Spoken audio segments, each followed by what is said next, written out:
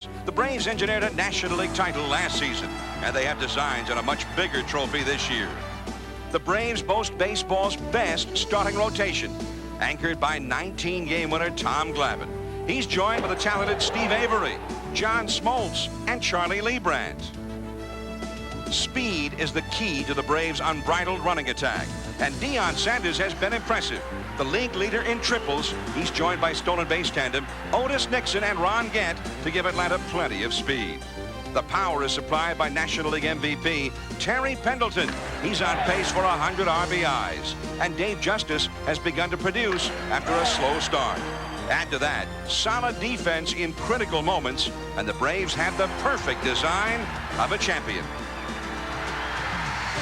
It's the Braves and the Cards next.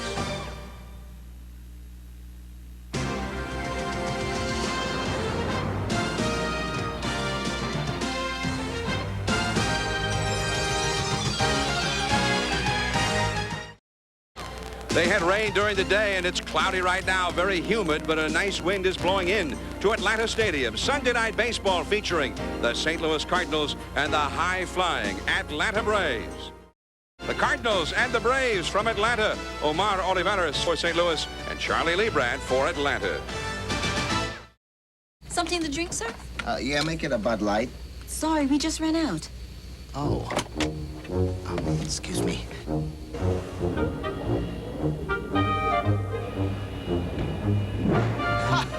Bud Light?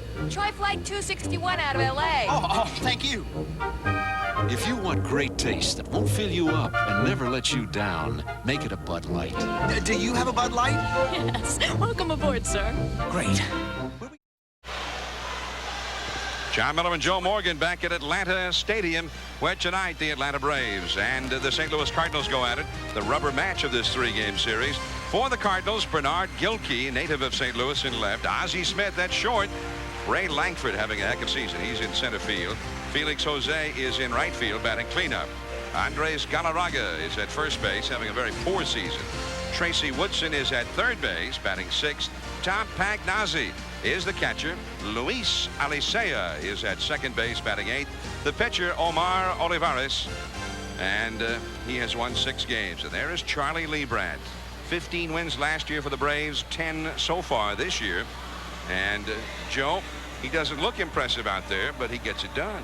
He is, in the baseball vernacular, a crafty left-hander, meaning that he hits all the spots, does not throw very hard, throws a lot of change-ups, keeps you off balance.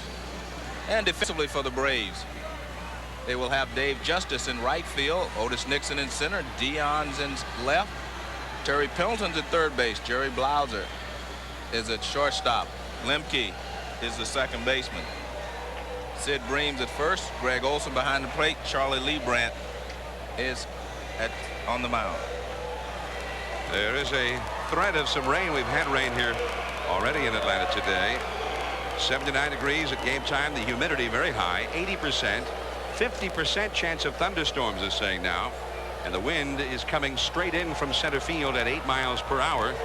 But it's a very refreshing breeze blowing into Atlanta Stadium. Here is Bernard Gilkey leading it off. And we are underway. First ball swinging is Gilkey, and it's a foul ball. Gilkey, a native of St. Louis, with a batting average of 287, 4 homers and 32 driven in. And he was not playing that much earlier in the year, and finally, as the Cardinals were just struggling along, looking for some run production, they put Gilkey in there, and he has become the pretty much regular everyday left fielder. Well, when they started the season, remember, Pedro Guerrero was in left field most of the time with Langford and Felix Jose in the outfield. And that's a ball. Occasionally, Gilkey will sit out, and Milt Thompson will play a left-handed hitter against a guy that he's had success with in the past. Gilkey runs real well, sprays the ball around, and that is how to play. Foul off to the right. Now, Cincinnati was a winner today back of Jose Rijo in Montreal, 1-0. As Rijo won it, Dibble saved it, and Kenny Hill, the former Cardinal, took the loss in that one. So it's a big win Or it was a big win today for Cincinnati. Now they're hoping for some help from the Cardinals. That is a fair ball down the left field line. Chasing after Deion Sanders. Gilkey heading into second, and he will be there easily with a stand-up double. The reason that Lee Brandt is successful most of the time is throws a screwball or a fastball that tails away. He cannot pitch the right-handed hitters inside. And when he does get the ball inside, he is going to have a problem. This pitch is inside there, as you can see, and Gilkey just rips it down the left field line.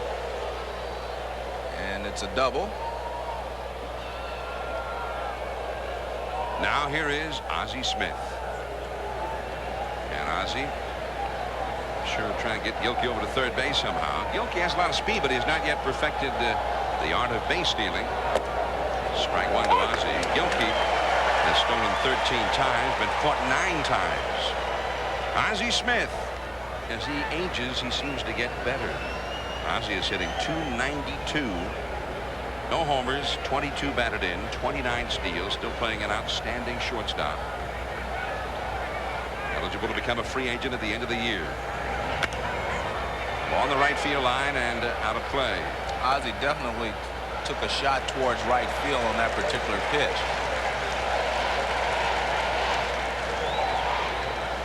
Bernard Gilkey, there you see it, 13 steals, but in 22 attempts, so not a very good percentage. Not too impressive. A good percentage would be 80% if you're an excellent base stealer, 75 if you're going to be just a little above average. So in 22 attempts, that'd be more like 17 or so, 17 or 18 out of 22. He's been thrown out a good percentage of the time. 1-2 the count to Ozzie Smith.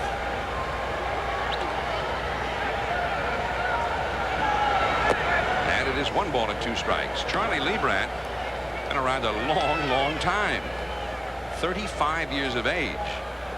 And his last year in Kansas City, 1989, he had a very poor year, and the Royals gave up on him. Atlanta picked him up in 1990, and he's pitched well ever since he got here. That is foul along the third base side. It is 1-2 to Ozzie Smith. And you know, last year, as the Braves met the Twins in the postseason, and much was made over the veteran Jack Morris and his effect on the young Minnesota pitchers. And perhaps not enough was made of Charlie Lee Brandt's effect in this young Atlanta staff last year on guys like Glavine and Smoltz and Avery, because he went out there, he pitched 230 innings a year ago and was that veteran presence. He'd been through it all. Been through pennant races, and all the rest of them, that was their first time. Now, that was a real interesting swing by Ozzie. Well, Ozzie Smith is still trying to take the ball to right field. Charlie Lee Brandt's smart enough to know that, and he's throwing a few sliders in on Ozzie's hand. This is a slider way in, and you see Ozzie drop down and just make a, that's what some of the players call an emergency swing. All he wanted to do was what he did, and that's foul it off and get another pitch. But I don't think enough has been given to Charlie Lee Brandt the effect that he has on the whole ball club. I mean, he is a winner, and anytime you run him out there, the team has confidence in the fact that he can win.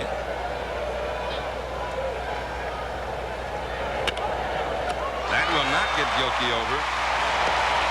And out at first is Ozzie Smith. So Lee Brandt wins the duel with the Wizard, and the runner is still at second. This series opened Friday.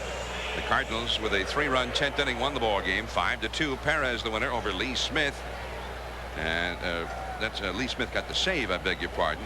Then the Braves on the home run by Justice in the 6th inning won last night. Pete Smith went the distance with a 4-hitter. He's 3-0. Clark the loser for the Cardinals, and just what the Braves needed, another pitcher pitching extremely well. Here's Ray Lankford, another young Cardinal. 292, 14 homers, 31 doubles, 4 triples, 58 batted in. And he takes ball 1. Even though he strikes out all the time, he strikes out about every 4 at bats. Torrey says, gee, if he could even put the ball in play a third of the time, he could win a batting title. He's fast, he's got some power, and he's just getting better and better. He's stolen a team best 36 times. Cardinals still run a lot, not as much as they used to. Cardinals would figure, I guess, Joe, to give the Atlanta Braves some trouble because they do a lot of things well. They don't make mistakes, as manager Joe Torre. They don't make errors, as you pointed out. They can put a little pressure on the defense with the running game.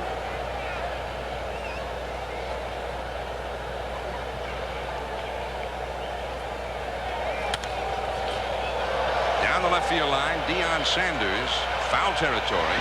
The wind pushing it, and he's got it.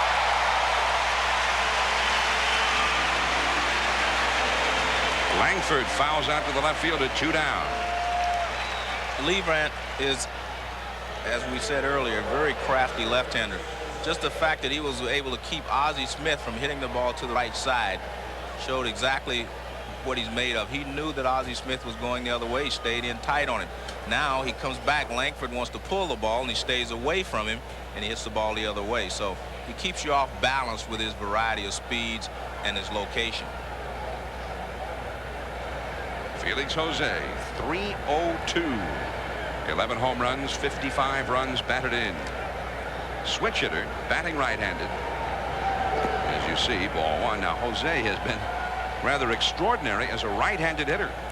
Batting right-handed, he is hitting .404.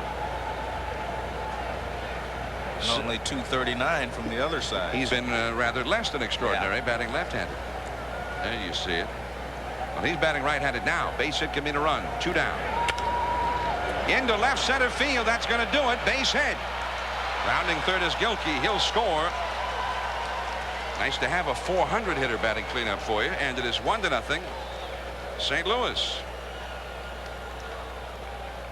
Well, Jose is not a pull hitter, so he would be able to handle Leibrandt a little better than some of the other Cardinals. This pitch is way outside, and he reaches out and gets it, and gets enough of it to hit it into center field. If he would have been trying to pull the ball, he would have hit a weak ground ball to shortstop. But he was going the other way and back through the middle. Now Andres Galarraga. Very disappointing season for him. Line drive to right, but right to Justice, and that's the inning. 1 run, 2 hits, and 1 man left at the end of a half inning. St. Louis 1, Atlanta coming up. Downtown Atlanta, that's the view from Atlanta Stadium. It is an overcast night, threat of rain. The batting order: Otis Nixon, Deion Sanders in left field, Terry Pendleton at third base, Dave Justice in right field batting cleanup, Jim Bream is at first base, Jeff Blumser, the shortstop, batting sixth, Greg Olson is the catcher, Mark Lemke got a little bit of a bad knee, is at second, and Charlie Leibrandt is the pitcher, batting ninth. And on the mound for the Cardinals, Omar Olivares got a great hard sinker, but sometimes entrusts a big pitch in a ball game to his third best pitch, says Joe Torre. He's trying to get him to throw that sinker more often.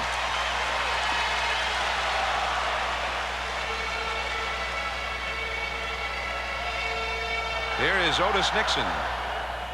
323, 2 home runs, 18 batted in. He was serving his suspension when the season began, and it was ironic because Deion Sanders played in his place, and Deion played extremely well. Swing and a miss, strike 1. 0-1 to Otis Nixon. Deion was the talk of the baseball world with the start he had, and now he's having to make a decision here shortly. Baseball or football, which will it be? That's a strike, and it is 0-2 to Otis Nixon. Otis Nixon, Joe, the guy's going to be after your heart. I mean, he makes things happen. He steals bases. Well, he has played very well for the Atlanta Braves and made one of the great, all-time great defensive plays to save a game against Pittsburgh. Jumped over the fence on a ball that Van Slyke hit, so he's added some defense to their ball club as well. 2-2 the count to him now. The problem with Olivares is just the last 2 pitches. He has a great fastball, but he will throw you a screwball, he throw you a slider, he throws a split finger. Anytime he gets ahead, he wants to get you out with a split finger. That is strike 3. Don't see that very often. Bunting with 2 strikes. It would have been a brilliant play if he'd bunted it fair. Well, I don't think it's a smart play in that Olivares throws so hard. Usually with 2 strikes, you can bunt a pitcher that's going to throw a lot of slow curves or curveballs, something you can get around on.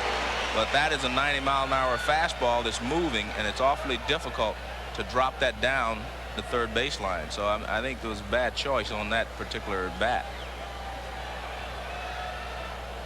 Now Deion Sanders, currently of the Atlanta Braves.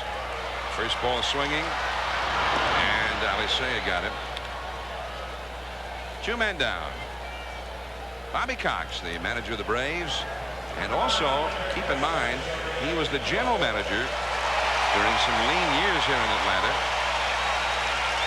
and it was a guy who went out and got a lot of this talent that has become an outstanding ball club a few years later under the managerial tutorship of Bobby Cox.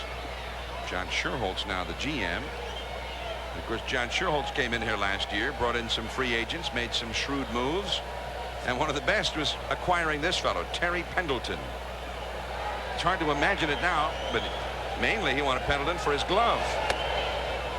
I don't think that they were predicting Pendleton would be the MVP last year, and that he might just repeat the trick this year. He's having a better year.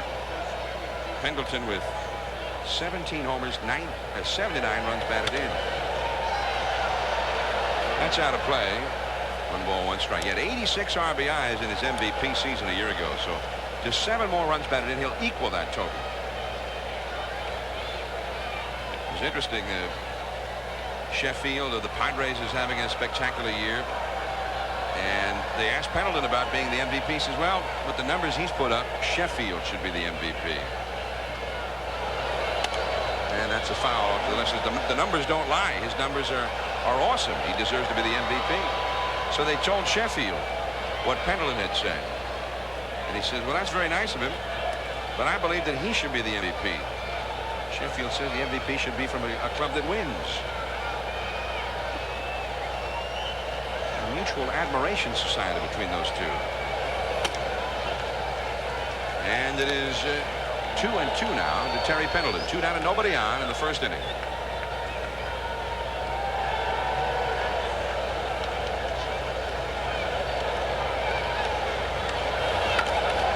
That is a foul ball right past Pat Corrales, the first base coach. You go back into May, and the Braves had a record of 20-27.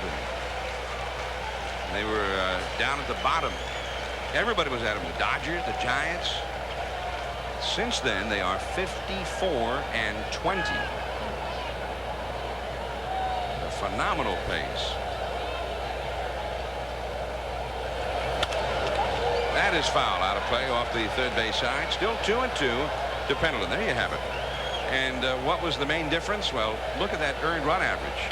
More than a run a game lower since that poor start. And Joe, we saw them in that poor start back in late April at Dodger Stadium. Avery was struggling. The Dodgers beat him that night. And there they are, those pitchers together in the dugout. Base hit.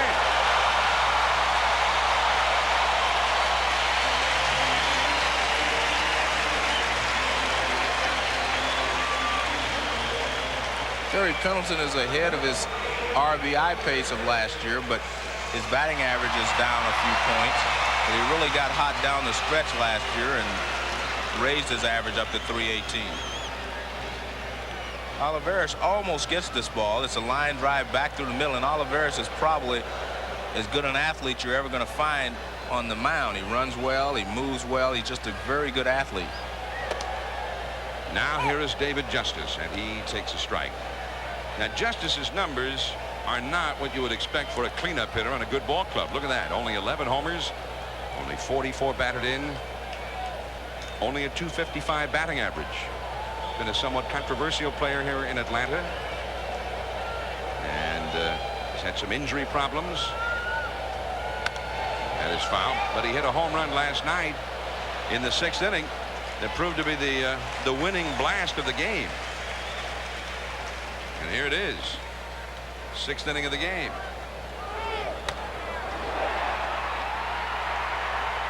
And that 2-run shot in the rain put the Braves ahead 3-2, and they won the ball game by that score. And as Joe Morgan mentioned at the top of the telecast, Justice lately has been coming on. Well, he was not projected to be the fourth place hitter. Ron Gant has hit in that spot the last couple of years, and Justice has hit behind him fifth, but Gant went into a horrible slump, and now Justice is swinging the bat well, so he's hitting fourth, and Gant hits fifth when he plays. Gant has the night off. 1-0 Cardinals ahead, 2 down, first inning. Olivares keeping the ball away from Justice. 1 ball, 2 strikes. Pendleton at first base. David Justice, he came on, remember, replacing Dale Murphy a couple of years ago and won the Rookie of the Year honors. 28 homers. And then last year he missed a good part of the season with an injury. Came back and he got hot in the second half and helped lead the Braves to the title.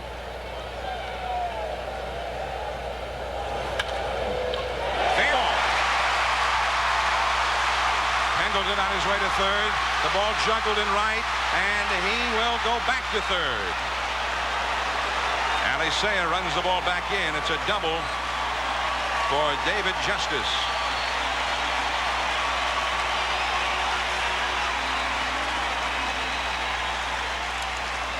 As a first baseman, when you're holding the runner on, you have to break towards second base to cover the hole, and this ball is hit behind him. No chance for Galarraga to do anything. Nice stop down there by Jose. He hits the cutoff man. That's what keeps Pendleton from scoring. So now Sid Bream will try and bring them home. Braves trailing 1-0, but 2 men in scoring position. And here in Atlanta, they're beginning this ritual that drew so much attention to the Braves and the Braves fans last year. Sid Bream, former Pittsburgh Pirate. A strike on the outside. Bream is hitting .273, gets 7 homers, 46 RBI. You see there, even without many home runs, he's hit well with men in scoring position.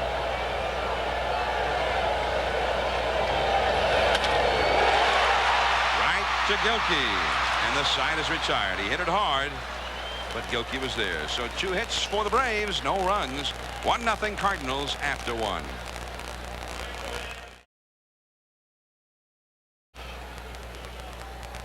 The Cardinals leading Atlanta. This is John Miller along with Joe Morgan. The Atlanta Braves, National League champions a year ago, lost the World Series to the Minnesota Twins in the 7th game, and what a great series it was. And then here they are back on top a year later. It is Woodson, and he takes a strike. Woodson is here because they sent Todd Zeile to the minor leagues to try to get his stroke straightened out, which really surprises me a little bit. Todd Zeile, you know, has been with the Cardinals for the last couple of years. He led them in home runs and runs batted in last year with 11 homers and 81 runs batted in. Now he's in the minor leagues. That foul ball comes back out of play. And I guess my question would be, Don Baylor is the hitting instructor for the St. Louis Cardinals. If you send a player to the minor leagues, who works with him in the minor leagues? He's at Louisville, and you just wonder who's going to work with him to help him straighten out his mistakes. Sometimes you send a player to the minor leagues, it really hurts more than it helps. I understand what they're trying to accomplish, but it doesn't always work that way. First of all, because the player's been in the major leagues and he's got a major league attitude, and you send him to the minor leagues and he's not going to adjust too well to that transition. So it's going to be a very difficult thing, in my opinion, for Zeile to straighten himself out this year. 2-2 to Woodson, former Dodger, and it's a ball inside. So 3-2 the count to Woodson. Pagnazzi and Alicea will follow. Joe Torre was talking about the demotion of Zeile before the game. That is a high pop-up. Bream over. Nope. Got the glove on it. Still 3-2 to Woodson. Anytime you start to get close to the railings and you're under a full head of steam, you have to try to slow down to catch yourself. So he looks at the railing to find it, And actually, that's what causes him to lose the ball. In fact, he got there in plenty of time, but it hit him on the heel of the glove. 3-2 the count. And he pops this one up. Here we go again. Bream, he's got this one.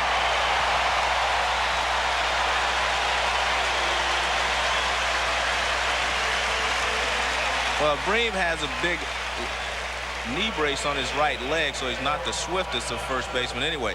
But he's going all out here, and he's moving really well. Now he finds the rail again, so he knows where he is. And he makes the catch and avoids the other part of the rail. And he's just happy that he got that one, so he wouldn't have to make a run over there again. Now top Pagnazzi, right-handed batter. 260. And strike one. Pagnazzi, the regular catcher, has been in 110 games and committed only one error. Which kind of typifies the Cardinals as a team. From shortstop, there is Blumser. Number 2. 2 down. 1-0 Cardinals. Don't forget, now tomorrow live on ESPN at 11 a.m. Eastern, 8 Pacific, the Volvo International Championship match. Top-seeded Stefan Edberg versus number 8 seed Malivia Washington from Michigan. And Washington today defeated Santoro of France 6-4, 6-2. Edberg defeated Ivan Lendl today 7-6, 4-6, 6-3. So the finals tomorrow right here on ESPN, 11 Eastern, 8 Pacific.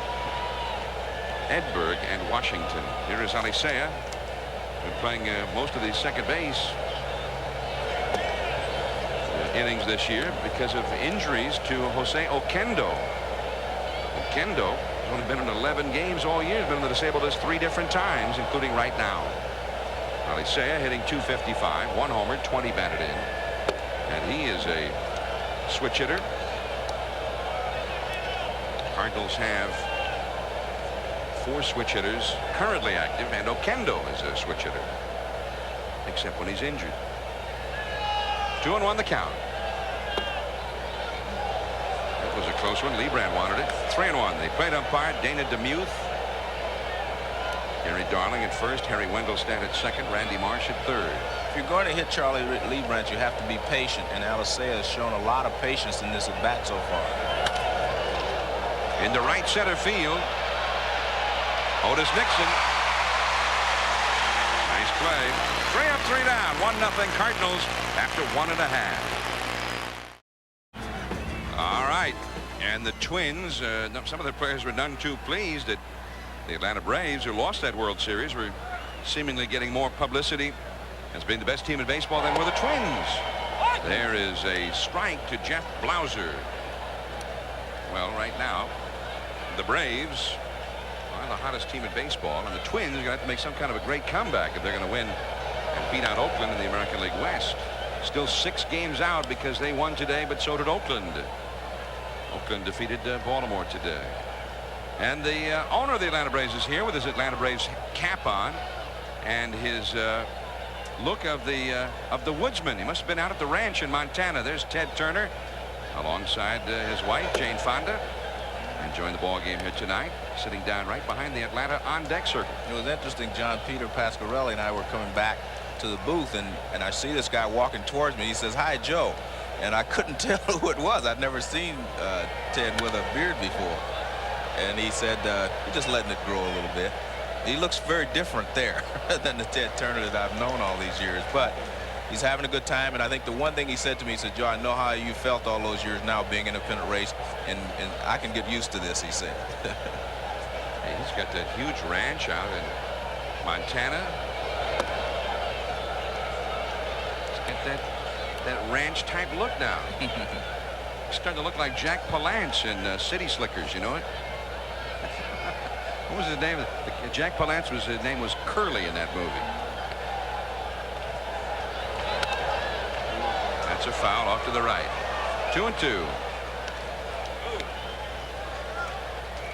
Now we're being told that Ted Turner is in a TNT movie playing a Confederate soldier. So he's in costume. How about that?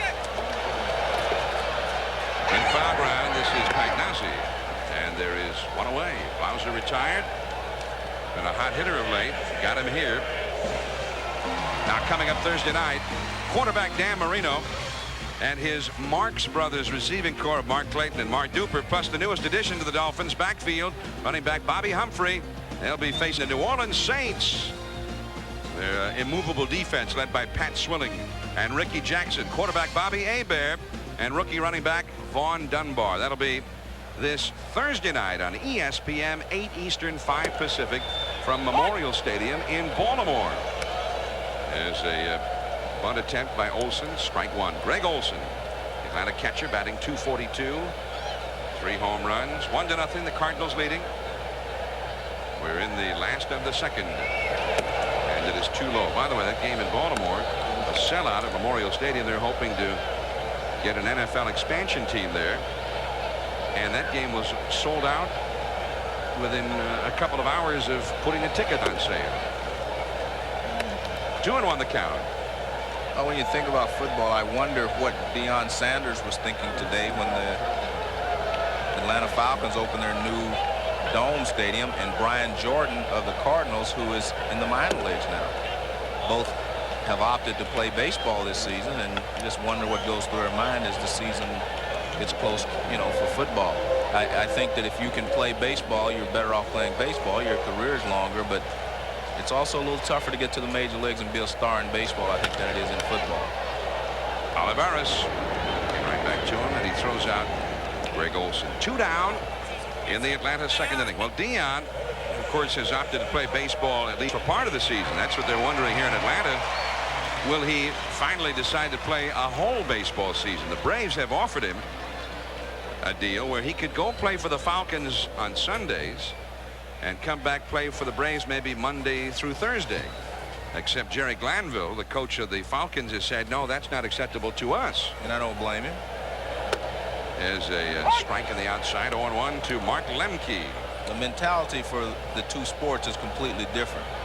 You're working all week in football, looking at film, getting ready for the opponent. Baseball, you're facing a different pitcher every day. So I think both sports require 100% concentration from a player throughout the week. Well, the Braves have made that offer. However, they also know that Glanville won't accept it on the Falcons side. So sort of a non-risk offer. 2-1 the count. So Deion having to make that decision, and he blasted the Atlanta Falcons organization in the papers here the other day for what he called their plantation mentality. And it is 3-1. And then he in turn got blasted by a lot of the fans and the local media for some of those comments. And a columnist today allowed us how the feeling here was that Deion was stringing both teams along, and they were tired of it. There's a foul. If anyone's being strung along, I'd have to say it's the Falcons, because he's here playing for the Braves.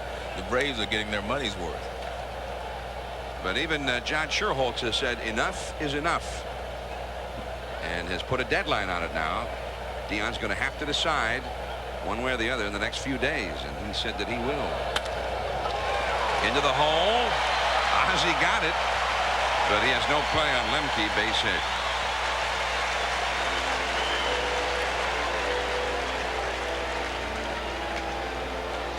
Ozzie Smith on AstroTurf plays deeper, and he may be able to cut some of these balls off and make a throw. On regular turf, he's running away from the ball, away from first base. No chance for him to even make a throw on that play.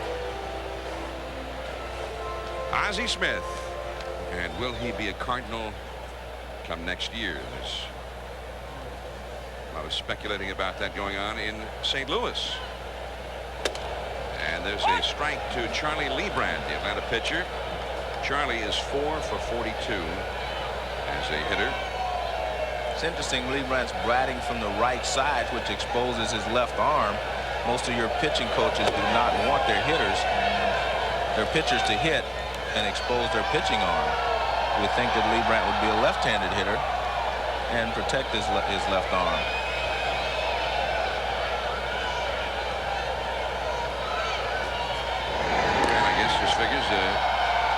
He can't hit one way or the other. Well, who's going to throw in there? That's why if you can't hit one way or the other, you may as well protect yourself and get on the other side. I've seen a lot of pitchers over the years become left-handed hitters to protect their left arms. 1-2 the count to Lee Brandt. 1-0 the Cardinals ahead in the second.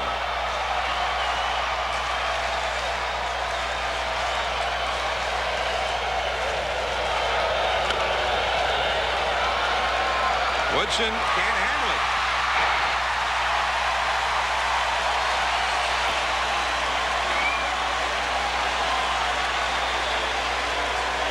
Lemke safe at second base. Lee Brandt safe at first. An error on Woodson. Well, Woodson had more time on the play than he realized. Lee Brandt doesn't run that well. He gets out of the box slowly, and all he had to do was come up with it, and he would have had plenty of time. And he makes an ill-advised throw.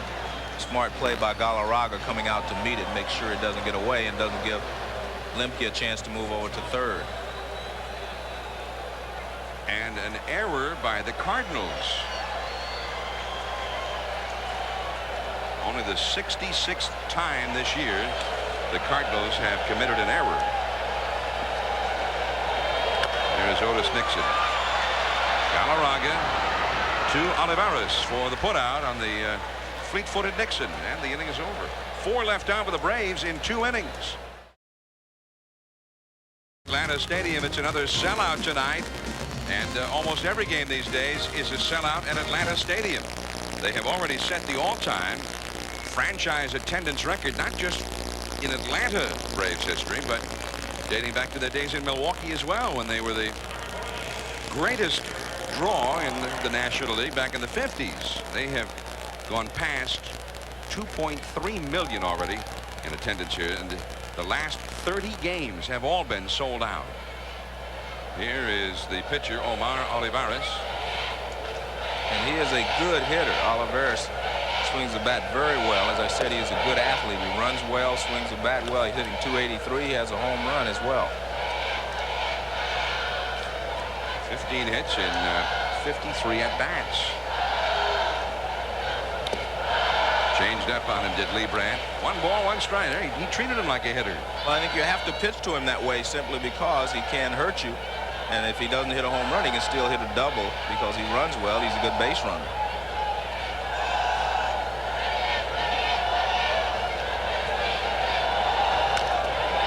That is a foul ball. Now, Joe Torre, before the ball game, talking about the Cardinals and the future, said they need a big bopper in the middle of that batting order, a run producer. And he feels like the pitching is going to be very strong. He thinks they're going to be very strong with their pitching for a number of years to come. So he's very high, guys like Olivares and guys that they have already. That's fair ball, and Olsen throws him out. Good play by Olsen. He jumped out very quickly, grabbed it before it could spin foul, and threw Olivares out. Yeah, but I mean, it's very easy to say you need a big bopper in the middle of the lineup, but I think most teams could say that, and they do need one. That's why they tried Pedro Guerrero in left field. There's a screwball from Lee Brandt. See, the ball starting to roll foul, but good play by Olsen to grab it before it could get foul. So with 1 out, we go to the top of the Cardinals batting order, and here is Bernard Gilkey. He led off the game with a double, and then later Felix Jose drove him in, the only run of the game. 1-0, St. Louis leading here. Strike 1. We're in the top of the 3rd inning. Also, Torrey says that they want to keep Ozzie Smith.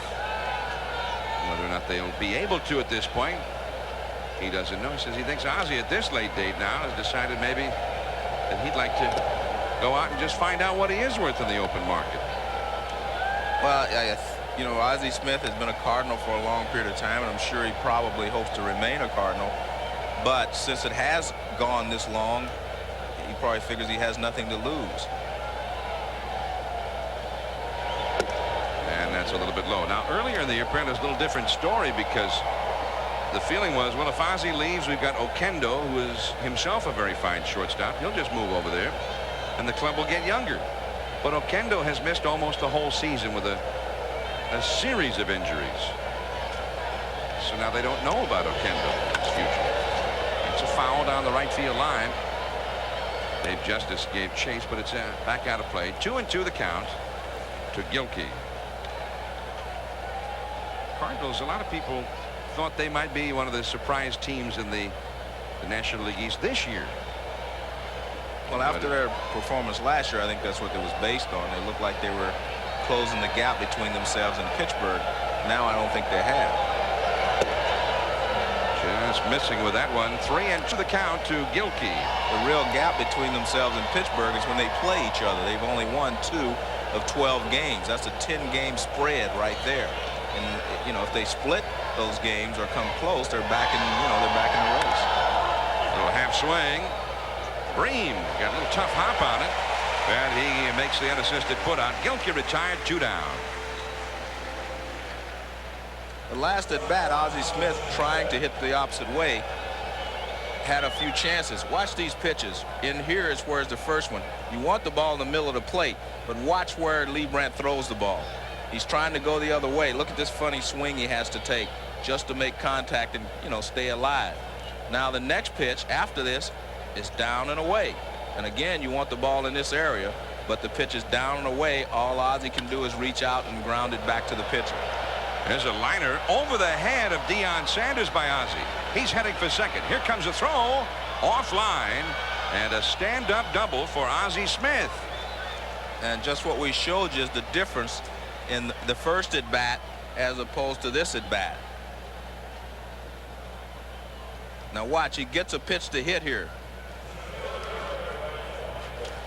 He gets a pitch to hit here right in the middle of the plate in the area that we talked about, and he drives it over the head of Deion Sanders. I'm sorry, Deion's in left.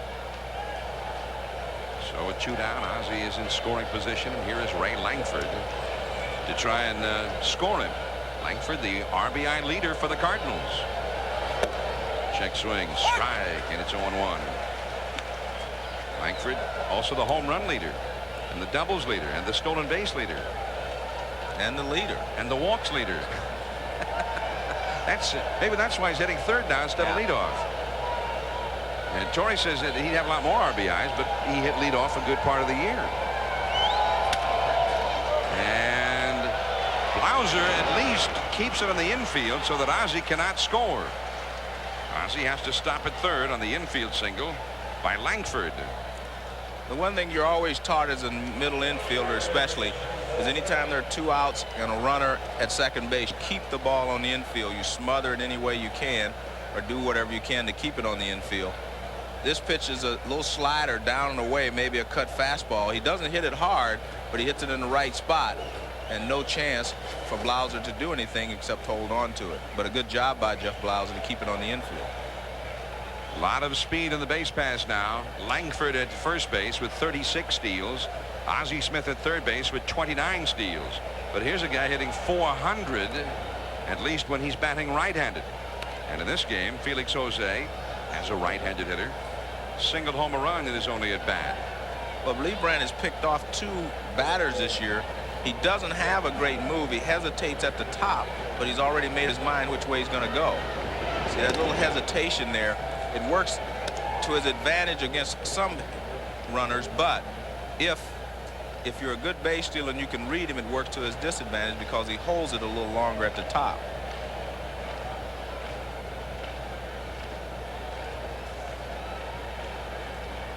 Two on, 2 out. The Cardinals leading 1-0 and threatening to get more. Felix Jose, the hitter. He had him leaning the wrong way, but because of the hesitation, he was able to get back. That's what I'm saying. It works to his advantage against, I'd say, average base runners, but a good base stealer, really, it works to his disadvantage. Langford has actually started his move towards second base, but because of the hesitation, he was able to get back to first easily. Pendleton comes in and yells something at him. At Lee Brandt. Oh, look out, Ozzie. And Bucky shot that one hard, but foul. 0-1. When you have runners at first and third, you have to be aware of the double steal. If Langford takes off from first, do you throw through to second base, or do you keep Ozzie from trying to attempt to score on the throw to second base? And you see Pendleton trying to keep Ozzie Smith close, but he's not able to. There's that changeup, and it misses. 1 ball, 1 strike to Felix Jose, who right now is hitting .408 as a right-handed hitter. So the question is, do you let him hit, or do you wait until he gets 2 strikes and then send the runner?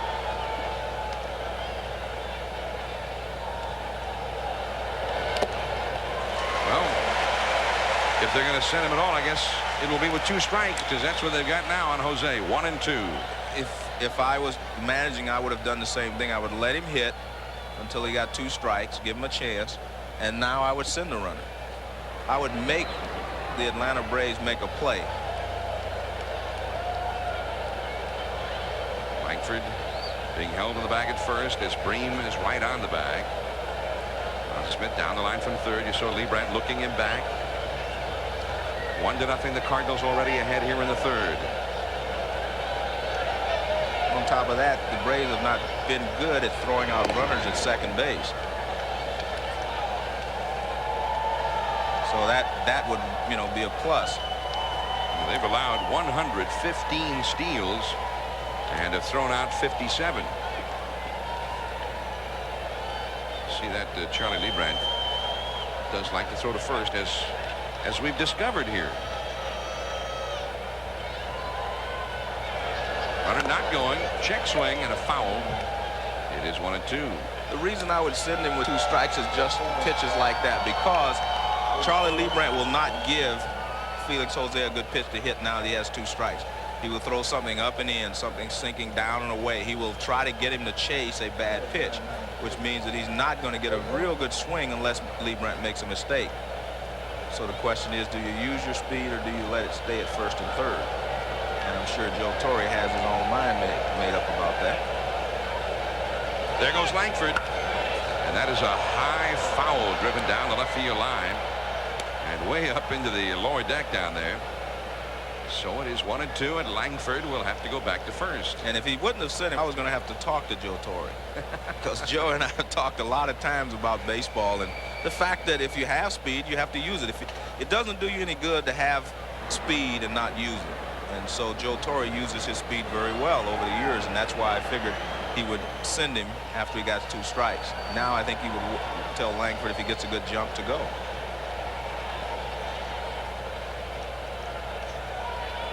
Leibrandt steps off the rubber.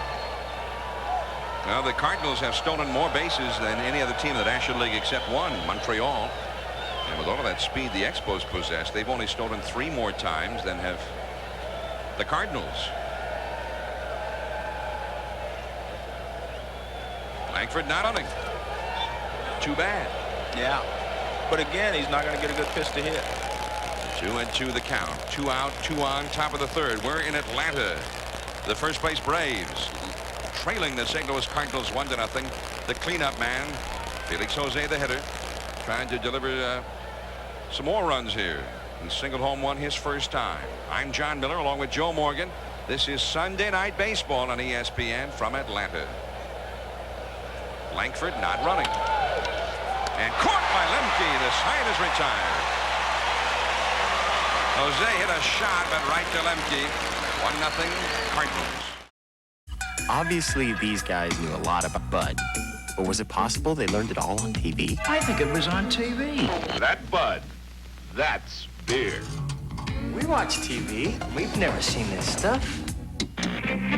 Budweiser beer, the king is second to none. Exclusive Beechwood aging gives you a taste and drinkability you find only in Budweiser. I mean, how could we have missed it? Oh, maybe you guys should get out more.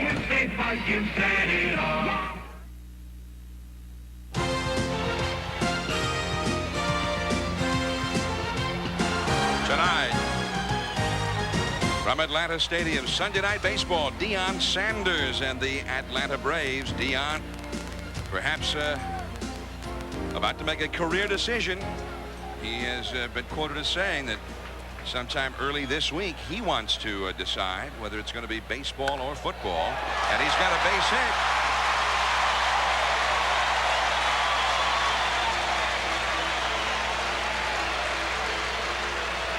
Deion has been slumping of late. Gets a clean single to right field there. I was wondering if he's going to wait till his average dropped below 300 and then maybe go join the Falcons. Makes you wonder, what if he gets 4 hits tonight? What will his decision be then?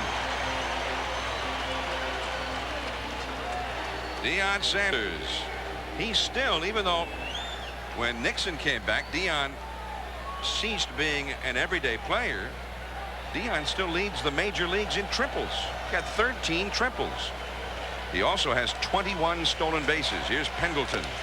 The Braves are trailing by 1. Strike 1 to Pendleton. Pendleton singled his first time. Deion Sanders. He's now 25 years of age. Just turned 25 2 weeks ago.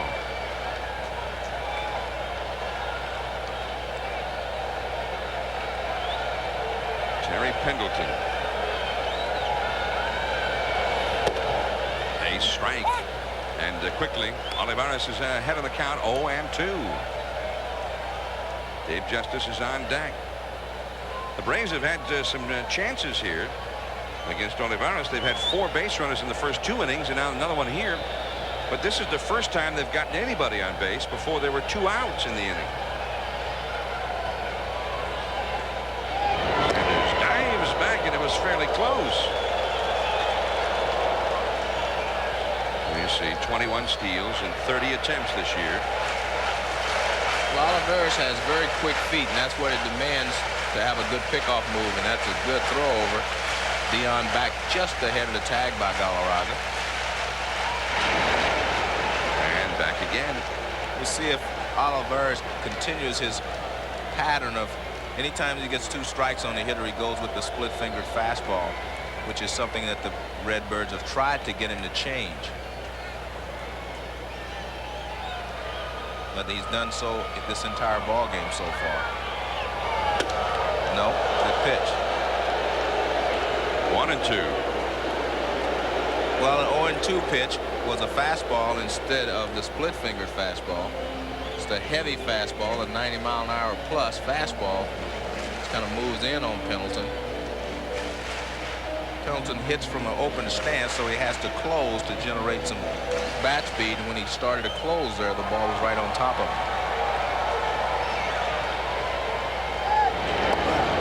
And Deion diving safely back to the bag again. There's Bobby Cox. Probably looks like he's looked like they're tense over there, didn't he, for a guy who won 54 and lost 20 the last 74 games? They've lost, 2 out of 3, and for Bobby, that's a real slump the way they've been playing. They've been playing so well. They broke a 2-game losing streak last night, but they've been playing so well. I mean, anytime you lose a couple of games, you think you're in a slump. You don't want it to continue. That's right. They lost 2 in a row. Yeah. Lost Thursday and again Friday, much to the shock of the Braves fans. Just missing outside. 2-2 the count to Pendleton. Well, also, the way they lost those games was kind of troublesome, because Thursday they lost a 2-0 ninth-inning lead in Montreal. And, of course, the bullpen has been a place where the Braves have not been as strong as they have been everywhere else. And Alejandro Pena, in fact, is going to miss a couple of games. He won't pitch here tonight. He's been the closer. Sanders runs. Base hit into center field. And Sanders will go to third. Well, Olivares put himself in a position for this. He got to a 2-2 count, and that is a perfect hit-and-run count, because you know he's going to be close to the plate. He's not going to waste one. He had Pendleton 0-2. He worked the count to 2-2, and now Sanders runs. Pendleton gets a low fastball and just lines it into right center field. Pendleton is a 300 hitter, so 2 strikes doesn't bother him all that much. So the table is set now for the cleanup man, David Justice, who hit a double his first time. 1-0 Cardinals, but runners at first and third, nobody out. Ball 1.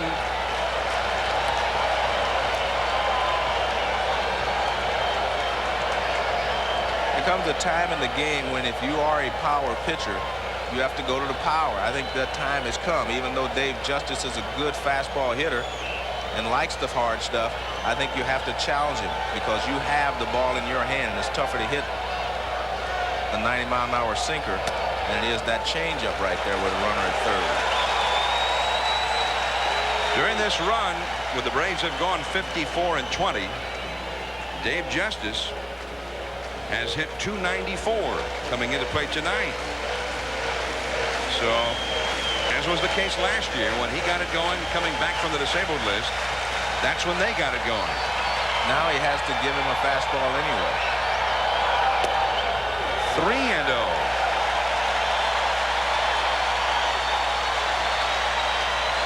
It's always better to throw the fastball to a fastball hitter early in the count than it is after he's seen a couple of pitches and he can set up for a cripple. The reason is he's been able to gauge your speed for 2 or 3 pitches. And it's a 4-pitch walk to Justice. The bases are loaded for Sid Bream.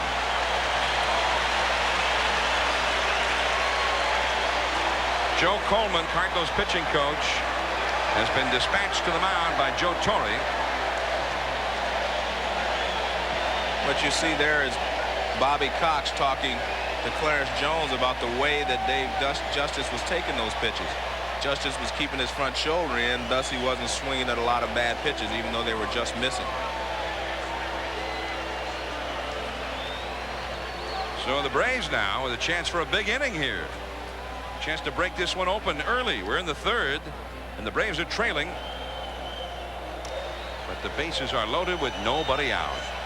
Here's the pitch to Dave Justice. Watch his front shoulder. See how it stays in there? And that keeps you from swinging at bad pitches. If you pull off, you're going to swing at bad pitches. He did not pull off. He stayed it in, kept his head in. And the fans doing that chop and chanting Sid for Sid Bream.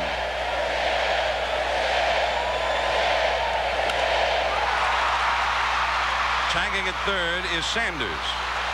Langford knows that Sanders is just too fast. It's all tied up.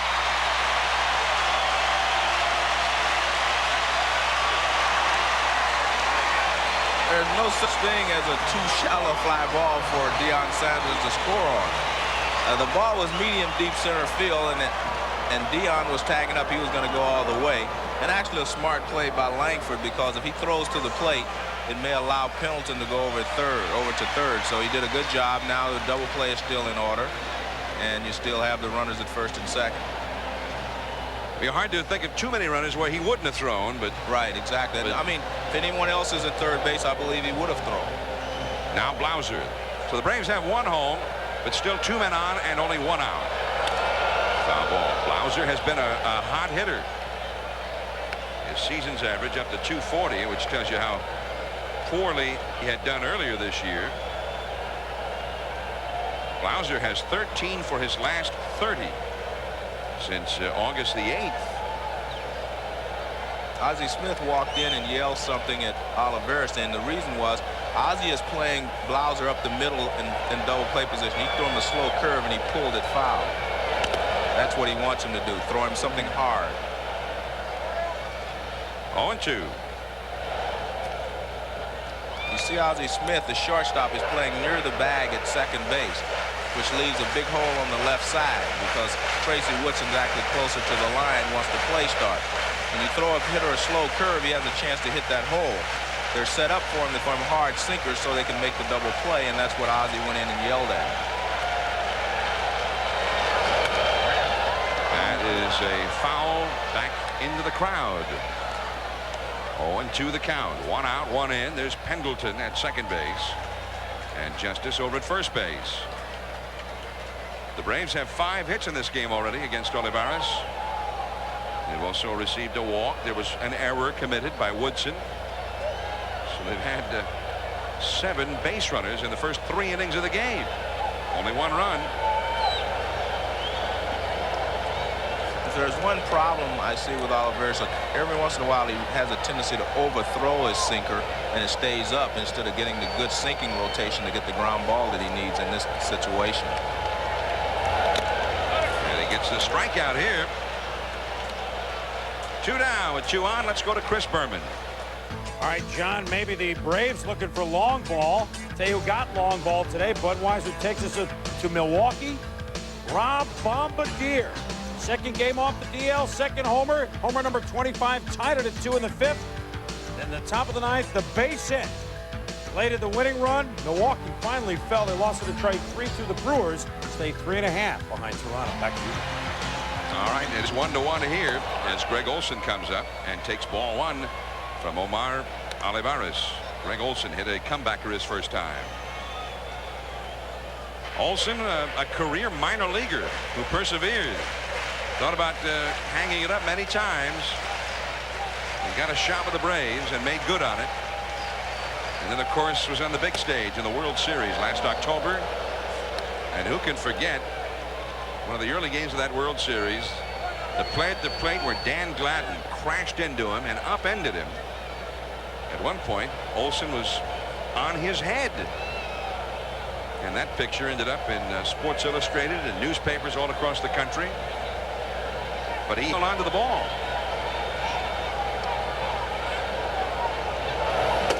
There's one game in that series. It was a game 3 here in Atlanta where both Olson and the Twins' Brian Harper seemed like every inning one of them was getting clobbered in a play at the plate.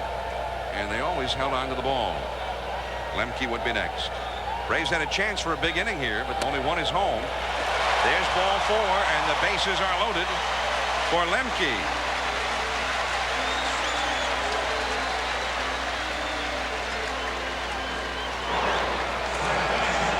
As Joe Torre looks on, he knows that Olivares is overthrowing the fastball, and they've talked to him about it. There's not a lot you can do other than continue to drill in his mind that he has to have more rhythm with the fastball, and he doesn't have to overthrow it. Mark Lemke, in the World Series last year, he batted .417, a career batting average of .225, but in his first series, .417. He hit 3 triples in the World Series, tying a major league record. He had 2 triples in game 5 alone. And he drove in the winning run in game 3, which was the Braves' first win of the World Series. Bases loaded here. The Braves in a tie with the Cardinals. 1-1, 2 down. There's that fork ball, and it misses. 2-0 to Lemke.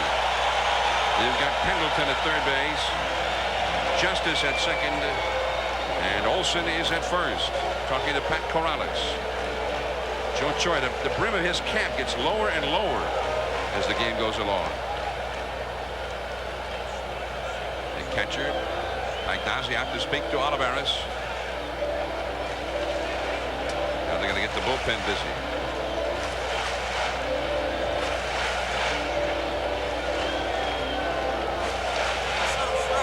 It is Jose De Leon.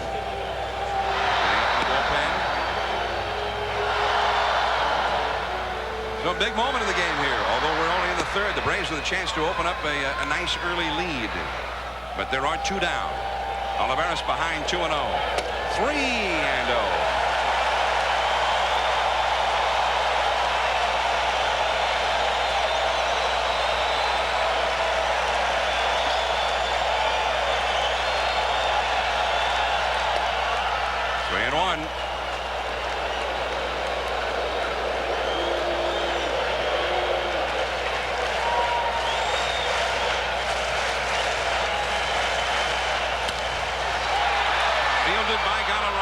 To Olivares, and the Braves only get 1.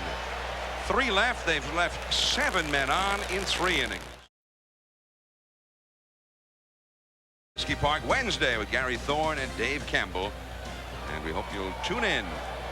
White Sox have been playing real well of late. Here is Andres Galarraga, and he takes ball 1. It is 1-1 here. The Atlanta Braves have had an all-out assault against Omar Olivares, but have only 1 run to show for it in the first 3 innings. And that is a ball. 2-0 to Galarraga. Woodson and Pagnazzi will follow.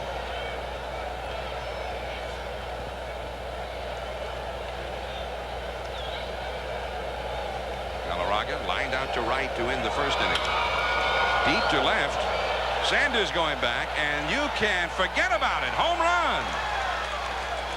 Andres Galarraga with his 7th home run of the year. 2-1 for the Cardinals.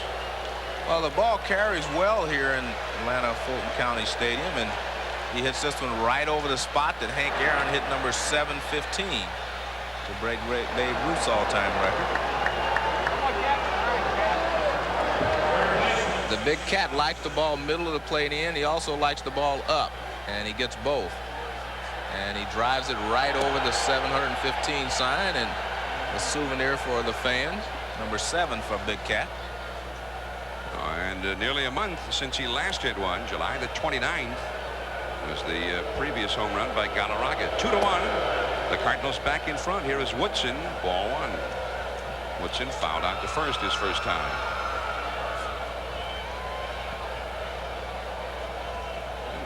Maybe a little disheartening for the Braves. They had all kind of things going on. Bases loaded, nobody out. There's a base hit off the end of the bat by Woodson.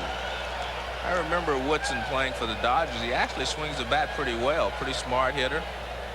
And that's what you need to be to handle Leibrandt, because he makes you go the other way and then it'll come back inside. Good piece of hitting there by Woodson, going the other way with Leibrandt's pitch outside. And Joe Torre says that Woodson has been given them a real lift since he came on, with Zeal going out. He's not only hit well, but he's just kind of a hard-nosed player. Right. Plays hard and hustles everything out. He's at first. Here is Pagnazzi. Cardinals have 6 hits now against Leibrandt. Woodson easily back. Well, Leibrandt's only going to pick you off if you're breaking completely, because with that hesitation at the top, he allows the runner to get back to first base safely. So you have to be really breaking towards second in order for him to pick you off. Down the right field line. Foul.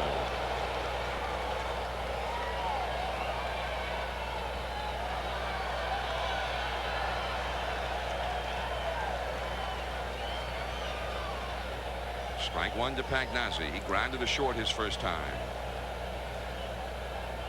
We want to send along happy birthday wishes to Logan Davis, who is celebrating his first birthday tonight. And his dad, Mark Davis, is here in Atlanta, sitting out in the Atlanta bullpen. Logan is down with Candy Davis and the family in Kansas City, where the family's home still is. There's the pitch out. They think, what, Joe, the hit and run's on here? Well, they had to be thinking hit and run, not steal. Woodson has not attempted a stolen base since he's been with the Cardinals, so they would have to be thinking that it was going to be a hit and run there. Pagnazzi is also taking a shot to right field, so that would let him know that he's going the other way, and that's what you do on a hit and run, try to hit behind the runner. 1 ball, 1 strike.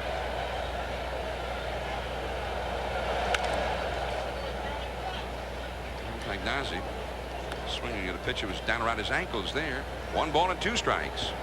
Again, Leibrandt is a smart pitcher. If he thinks you're going the other way trying to hit the hole on the right side, he'll just come inside, and he did there, and Pagnazzi had to pull the ball. Your bat is a lot quicker down low than it is up high, and that's why you pull a lot of low pitches foul.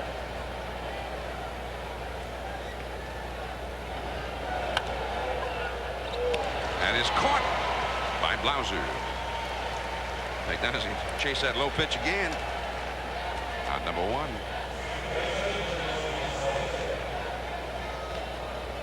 Woodson still at first base. Bream on the bag with him. It's Gary Darling, the umpire over there. And here is Luis Alicea. Cardinals 2, Braves 1. I saw Alicea in the College World Series, and I thought that he was going to be an exceptional big league player. And I still think that he's a good player, but I felt that he would be a little better because he runs well, he plays defense well, and he can swing the bat, and he's a switch hitter. Alicea went to Florida State. Went to high school in Puerto Rico, where he is from. He's from Santurce, Puerto Rico. He has a brother by the name of Edwin Alicea, who had been drafted by the Atlanta Braves. Alicea was an All-America at Florida State, 1985. And back to the bag at first is Woodson.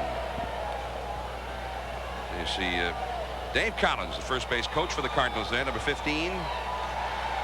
This is a pretty good base stealer. Very good base stealer. A long time. A ball and no strikes. And back to the bag again, Woodson. 2-1. The Cardinals, with all of the base stealing, the fact that they've hit the ball well this year. They're second in the National League in team batting, but they have not scored. Changeup, strike on the outside. Cardinals just very little pop in that batting order. Here's a little screwball from Lee Brandt that catches the outside corner knee high, and it's strike 2 to Alicea.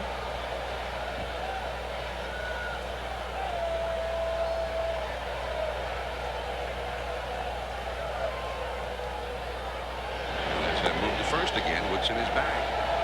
I don't understand why he's spending so much time on Woodson over there. Well, he figures that he may try a hit and run, and he's hoping to catch him leaning the wrong way. But a good hit and run situation would be Woodson would never take off until Lee Brandt's on his way to the plate.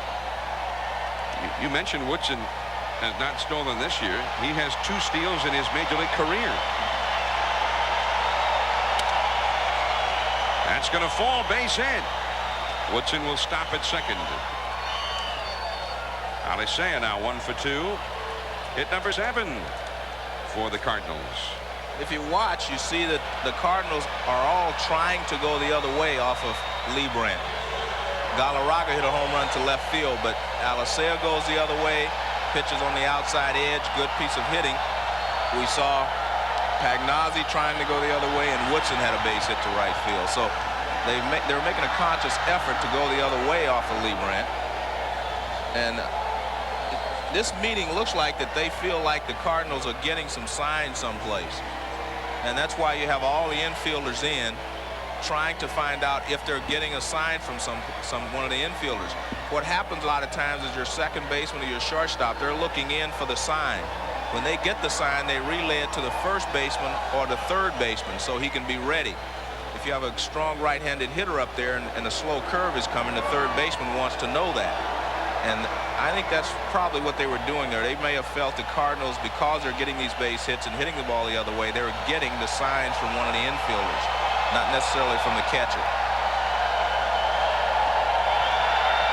There's the bunt.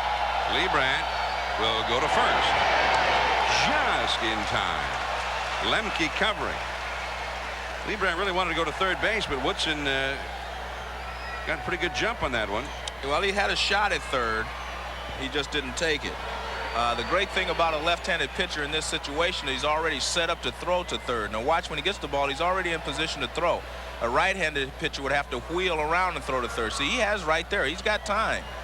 But he chooses to go to first. He takes the sure out, and he gets it. And the sacrifice moves the runners over with 2 down. Here's leadoff man Bernard Gilkey, who has a double tonight and a run scored. He then grounded to first his last time. 2 men in scoring position for the Cardinals. This has been the situation where they have struggled this year. Deion Sanders can't get there. Base hit. And both runs will score. Woodson, then Alicea, and Gilkey gets the big hit. And Deion didn't seem to get any kind of a break on that ball at all out there. Yeah, I don't think he could catch that one, though, John. That was in the left center field. As the pitch is up to Gilkey and he hits it in the left center field, Deion could not get there. No chance. Pitches away and he hits it off the end of the bat, but he hits it in the exact right spot if you're going to hit it towards the end of the bat, and that's in the deepest part of the outfield, the gaps.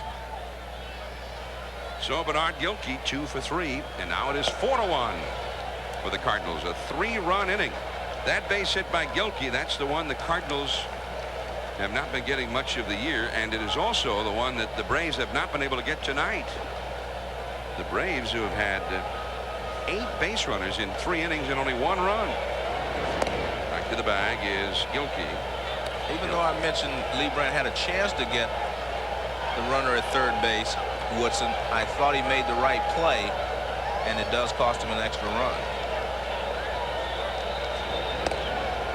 Gilkey back to the bag. The Atlanta bullpen is getting busy now. There is Kent Merker, left-hander.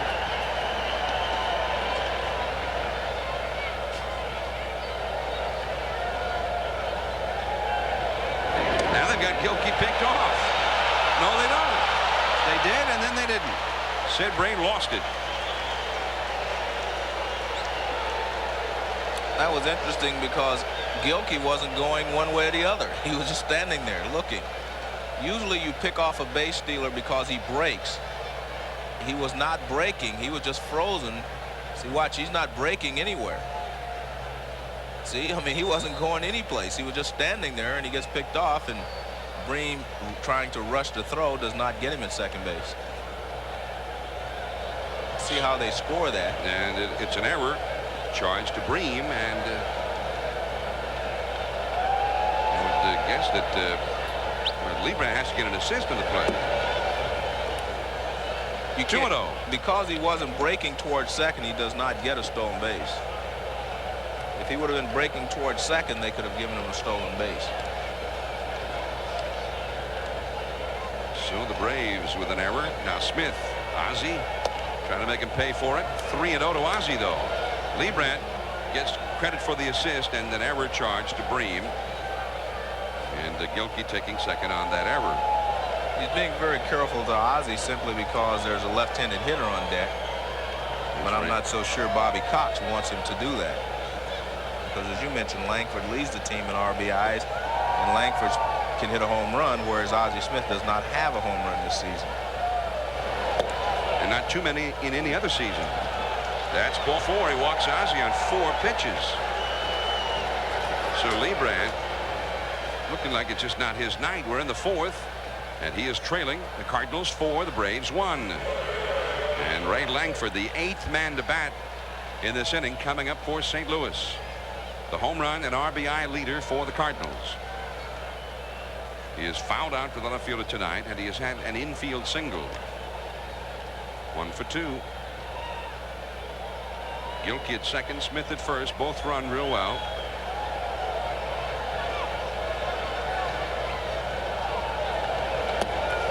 Ball 1. Well, the Braves fans are not used to seeing things like this. Braves go out and they just win. And one thing that they always do also, they go out and they don't give up runs. Lee Brandt, by the way, this will be his 70th pitch of the game. We're only in the 4th inning. So he has labored.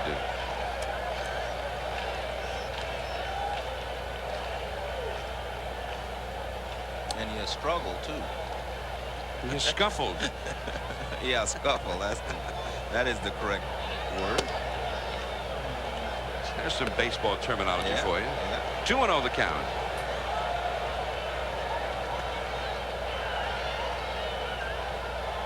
One thing that happens when you are a crafty left-hander and you do not have an overpowering fastball, sometimes you try to be a little too fine and you get yourself in trouble. 2-1.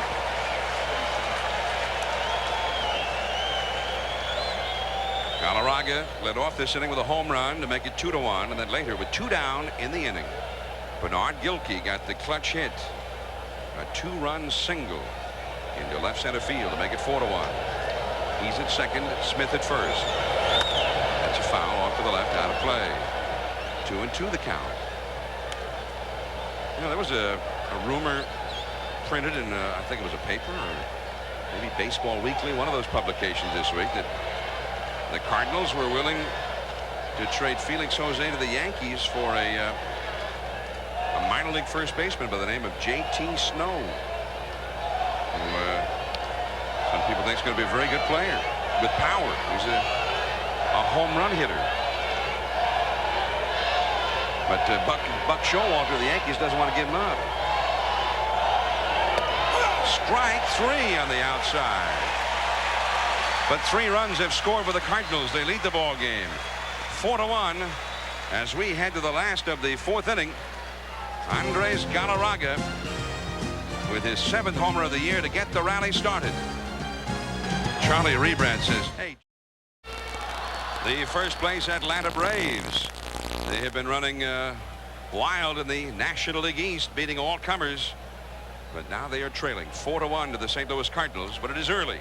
Jeff Treadway out of the dugout to bat for Charlie Lebrand. And then the top of the order will follow him. Otis Nixon and Deion Sanders. Treadway takes ball 1. Treadway hit .320 last year as Atlanta's second baseman. Got hurt in the spring this year. It was feared for a while he might miss the whole season. He's back, but he's not hitting all that well. Only .220. But he's only had 82 at bats. 1 ball, 1 strike. Omar Olivares. A wicked looking slider. 1 ball, 2 strikes. Well, Joe Olivares struggled in those first 3 innings. Could have blown up and given up 4 or 5 runs. Got through it. Now he's got a 3-run lead. Yeah, but he is still going to have to get his rhythm down and start throwing more strikes. I think he's still overthrowing the fastball. And you're mentioning Treadway. You know, Treadway's not happy being a bench player now, even though he's back after the injury. He feels that he wants to play every day, and if he doesn't get to play every day, he wants to get traded. Out of play, 2-2. There were a lot of stories during the winter that they were trying to trade him. That they liked the look of the ball club with Lemke out there. Well, because of his defense. Right, yeah. Defensively, Lemke is a little stronger than Treadway. Treadway's the better hitter. He's got a hit. Pinch hit for Treadway. Hit number 6 for Atlanta.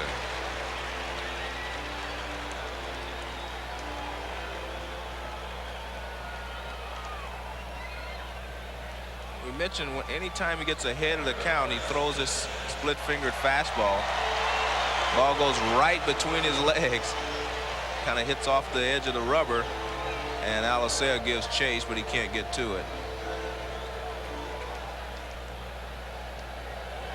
Otis Nixon.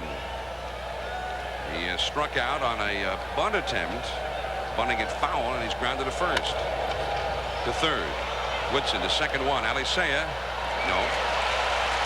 Woodson was waiting for Alicea to get there. Double pumped in his sort of second, but not easy to double up Otis Nixon. Well, anytime you double pump, it's over anyway.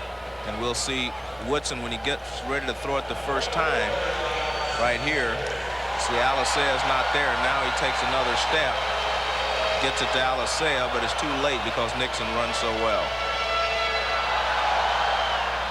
He should have thrown it a little sooner, even though Alicea was on the run. But when you have the lead, you do not want to make mistakes, so you make sure one. Good play by Woodson. Deion Sanders singled and scored in the 3rd inning. Spy gets 0-1. Deion's average for the year now at .303. Deion has had 271 at-bats this year. He's hit 8 homers, got 13 triples, and oddly enough, only 6 doubles. More homers and more triples than doubles. That's a ball. 1 ball, 1 strike. A lot of times doubles come as a result of the way that the defense plays you. And since they play him rather shallow, anytime he hits the ball hard enough to get it between them, it's going to be a triple. And when he hits it real hard, it's a home run. In the dirt, but Galarraga is able to pull it out. The big cat can pick it at first now. Yeah. He was a Gold Glove winner when he was at the Montreal Expos. That's a high foul off the third base side. Woodson over. Out of play. 1-2 the count. So the Brave starter, the veteran Charlie Lebrand. Not tonight for Charlie. 74 pitches in only 4 innings.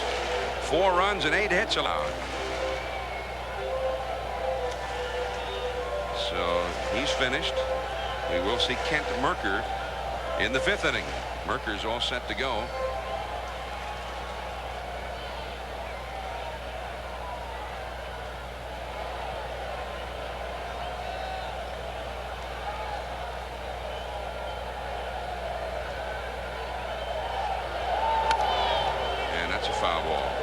ball and 2 strikes. Very good swing there by Deion. Good level swing. He just fouled it back, but he had a good cut. Got the barrel of the bat out front. Very good swing. He has a slight hitch there. See how he drops his bat and then tries to get it back up. Gets it back up, and a good swing right there. If he makes contact with that one, he can do some damage.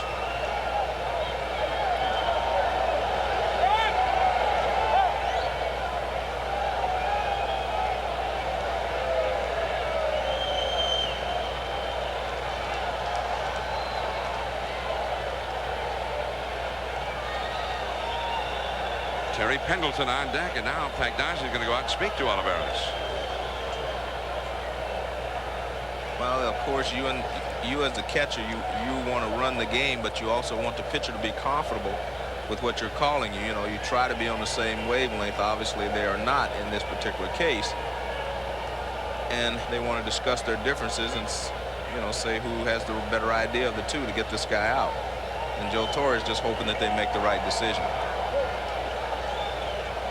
You go over the hitters in a meeting before the series starts, and sometimes you have to re-emphasize exactly how you want to pitch a guy, and that's why the catcher goes out and tells the pitcher, this is what we want to do.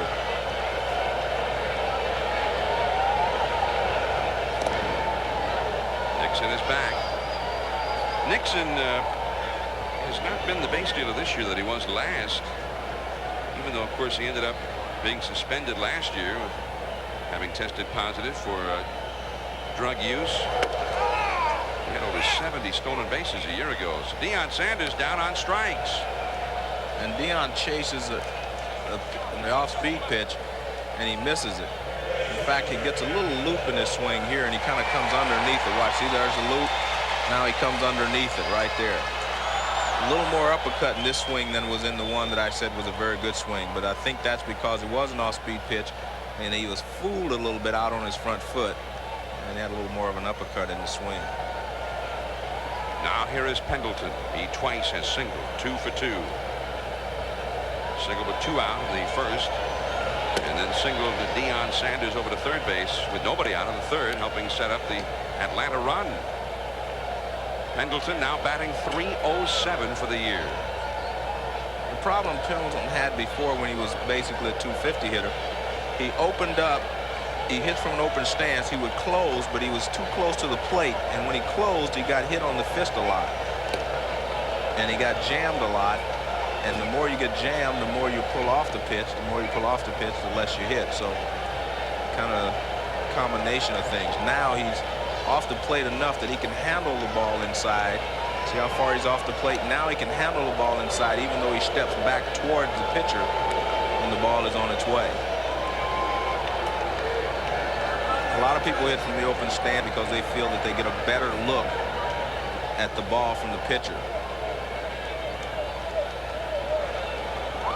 They're going a fastball away. You see Pagnozzi set up outside. You have to be careful as a catcher that you do not set up too quickly, because everyone will know where the pitch is going to be, including the hitter. 2-0 to Pendleton. He's had a look at Jimmy Williams, the third base coach.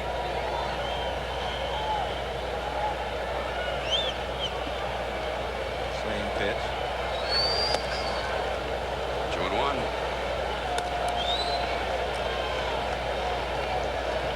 Terry Pendleton. I mean, how do you explain Terry Pendleton?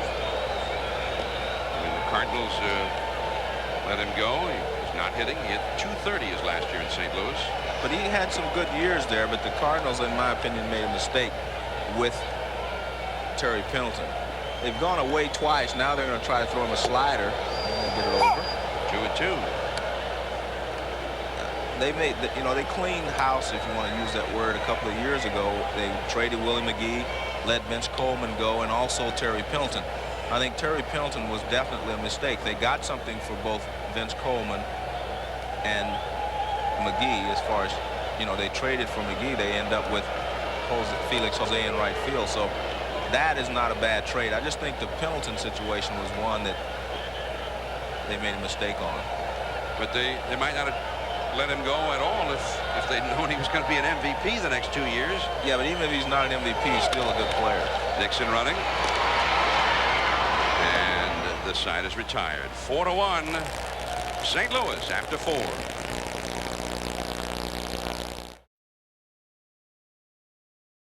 World Series, and the shoe polish incident's one of the great plays in World Series history. Here's Felix Jose, and he swings and misses. Felix Jose is 1 for 2 in the ball game. He singled to drive in a run in the first inning, and he lined out with a runner at third in the third inning.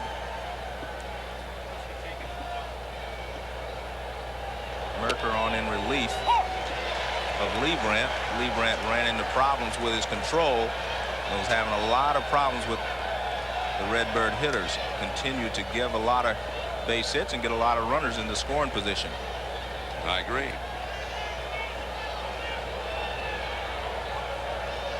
Just let me get a word in edgewise here, will you? Okay, you can have. I'm the play-by-play guy.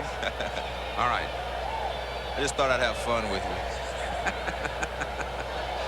1-2 to Jose, who is 1 for 2. And 2-2. Tell you what I'll do. I'll let you do the next telestrator.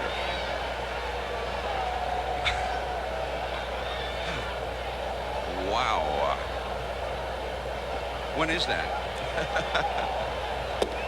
3-2. Jose followed by Galarraga and then Woodson here in the 5th inning. 4-1. St. Louis leading. Kent Merker on in relief of Charlie Leibrandt. There's Galarraga on deck. Struck him out.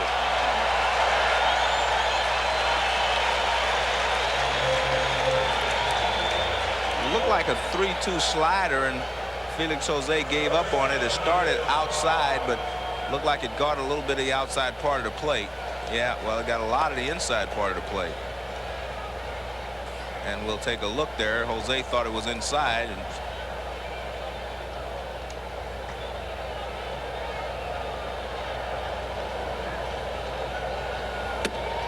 And strike 1 to Galarraga. Galarraga a home run his first time. Now, speculation is that the Cardinals will let Galarraga go at the end of this year. And it's a foul back toward the screen. Also, the Pedro Guerrero will be let go even before the end of the year. Well, the Miami Marlins and the Colorado Rockies may have some pretty good players. I really believe that the expansion teams, after they choose this year, will be better than any expansion team in the past because they get to choose from both leagues.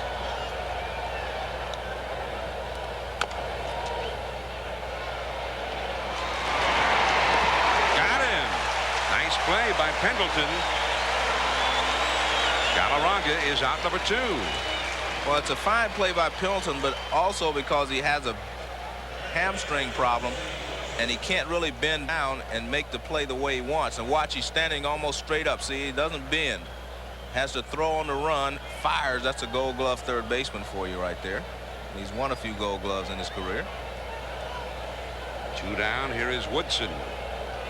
Woodson has fouled the first, singled, and scored a run. Outside from Kent Merker. Merker much harder thrower than Charlie Leibrandt. And he has a real hard slider as well. There's a strike on the outside. 1 ball, 1 strike. This Braves bullpen has been much maligned this year, and particularly the middle inning relievers. Oh, blew that fastball right past him, but I mean, Merker, we showed his numbers, including the 2 outs in this inning. He's had 58 innings this year of pitching and allowed only 39 hits. But look at that overall. The bullpen has not done well. Waiting for the high hop. Blumser going to have to hurry. In time. Merker retires the Cardinals in order. 4-1 St. Louis after 4.5. And here we go now. The Braves coming to bat in the last of the 5th inning. 4-1, the Cardinals ahead.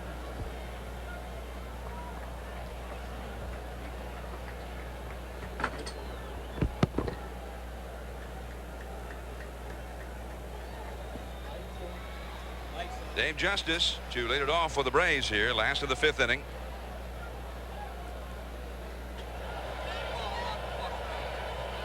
Justice has doubled and walked in this ball game. Sid Bream and Jeff Blumser will follow. 4-1, St. Louis out front. And ball 1 from Olivares. St. Louis got 1 in the 1st. And then Atlanta got 1 in the 3rd. St. Louis got 3 in the 4th. High pop-up to Ozzie Smith at shortstop. 1 away. The Braves have 6 hits so far against Olivares and have stranded 8 base runners in the first 4 innings against him. One of the things about Olivares is he's been just erratic enough to be effective. Just wild enough in and out of the strike zone that he's been very effective. Had a few Braves swinging at bad pitches. So he's done a good job of holding them down, even though he's given them a lot of base runners, allowed a lot of base runners. Sid Bream is thrown out by Woodson. And that is the 2nd out of the 5th inning. Atlanta trailing 4-1 here. Tomorrow, the Bonneville International Stefan Edberg will face Malavia, Washington. Washington defeated Fabrice Santoro of France today. 6-4, 6-2. Probably I pronounced it wrong. Stefan Edberg defeated Ivan Lendl today in the semifinals. 7-6, 4-6, 6-3. That's 11 a.m. Eastern, 8 Pacific tomorrow morning right here on ESPN. Don't miss it. Here's Jeff Blumser. You'll be there. Yeah, I watched today. I watched Lendl and Edberg today. It was a good match. Who won? Lendl missed a passing shot about an inch. It would have sent the would have tied the match. Oh, Ivan, what were you thinking? Yeah. Unforced error? Well, he was returning a serve. He had a break point and just missed the line. Blumser fouls one off to the right. Blumser is fouled to the catcher and struck out. He is 0 for 2. See, I know my tennis terms. I once did play-by-play in a tennis tournament in Washington. Final, Martina Navratilova defeated Manuela Maleva a few years back for the Virginia Slims title in Washington. And I got written up for, nice articles. And what I did was I never said anything. Really. I'd go stuff like 15 love. Or occasionally I'd say, oh, nice passing shot. 4-1, the Cardinals in Atlanta. We're in the last of the 5th inning in Atlanta. The first place Braves trailing in their home ballpark before a sellout house here. More than 40,000 in Atlanta Stadium. I'm John Miller along with Joe Morgan, your Sunday night telecasters. Next Sunday, by the way, 8 o'clock Eastern, 5 Pacific, 7 Central. We'll be at Shea Stadium, New York. The ball club trying to catch the Braves. Lou Pinella's Cincinnati Reds will be at Shea facing Eddie Murray and the Mets. We hope you'll be with us. That's next Sunday, 8 o'clock Eastern, 5 Pacific. Base hit. The 7th hit for Atlanta. Blumser went and got a new bat, and this one has some base hits in it. He's hoping there are a lot more where that one came from. Again, Olivares gets a pitch. Not a bad pitch. It was away, but Blumser reaches out and lines it to left field. Could have been lower, but you can't make perfect pitches on every pitch to every hitter. Now Greg Olson, the hitter. The 7th place hitter has hit a comebacker, and he has walked. 2 down, runner at first. Ball 1 from Olivares. On deck, Mark Lemke, and then the pitcher would be due up. So if they get a couple of more base runners here,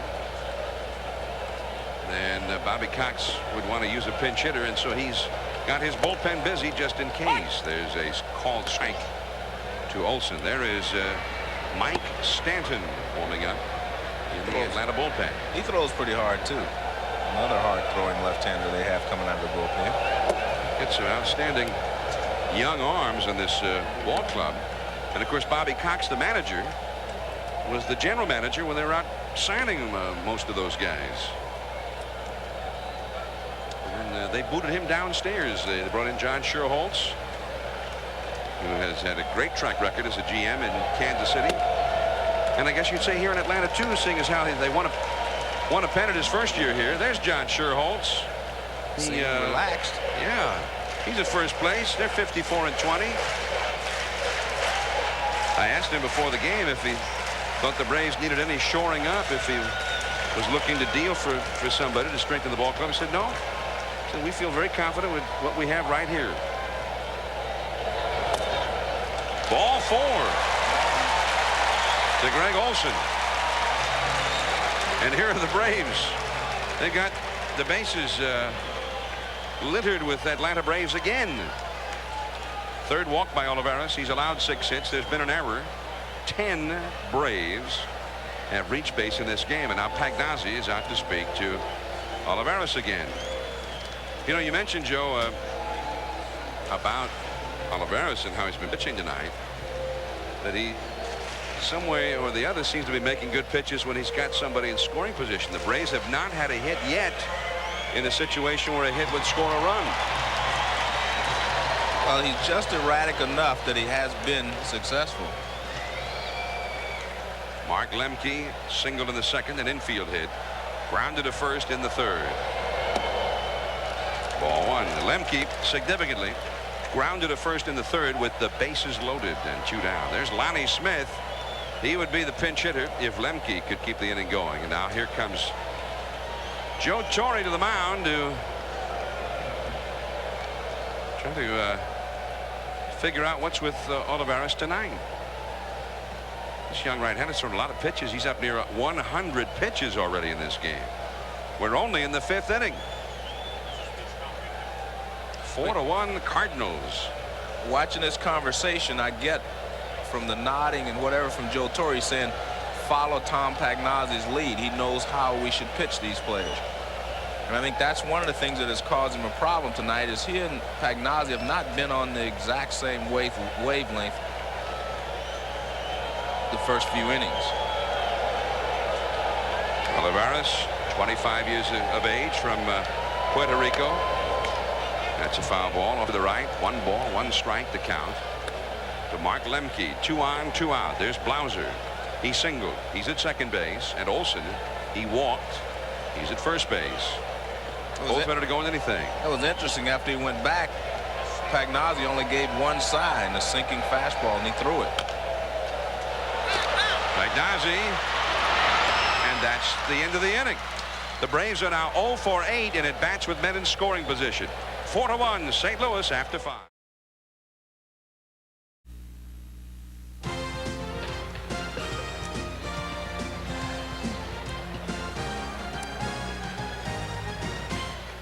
Tonight from Atlanta Stadium, Sunday Night Baseball. And the St. Louis Cardinals trying to take a series from the high-flying Braves. Leading 4-1, top of the 6th. Tom Pagnazzi fouls one off to the right and out of play. Pagnazzi is grounded to short and lined to short. He is 0 for 2. Then Alicea will follow, and finally Olivares. Inning number 6, 4-1 St. Louis. Merker, the second pitcher of the game for Atlanta. Little fly ball, shallow right center, and Nixon, the center fielder. 1 away. The Atlanta Braves in the first 5 innings of this game have left 10 runners on base.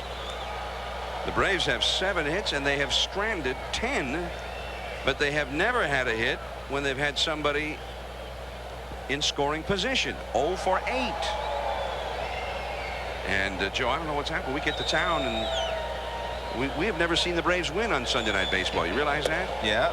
There's Alicea, a strike. And we've never seen the real Atlanta Braves. They have not played a very good ball game since in the times that we've been here. We did a game here last year on a Sunday night in Atlanta. The Braves committed what, 6 errors? Correct. Lost to the Dodgers before the All-Star break. We did a game earlier this year in LA when they lost and they were playing poorly. Well, now we picked them up when they were hot. Well, it's still relatively early yet. Well, it's the 6th inning. Braves have time enough to come back in this game.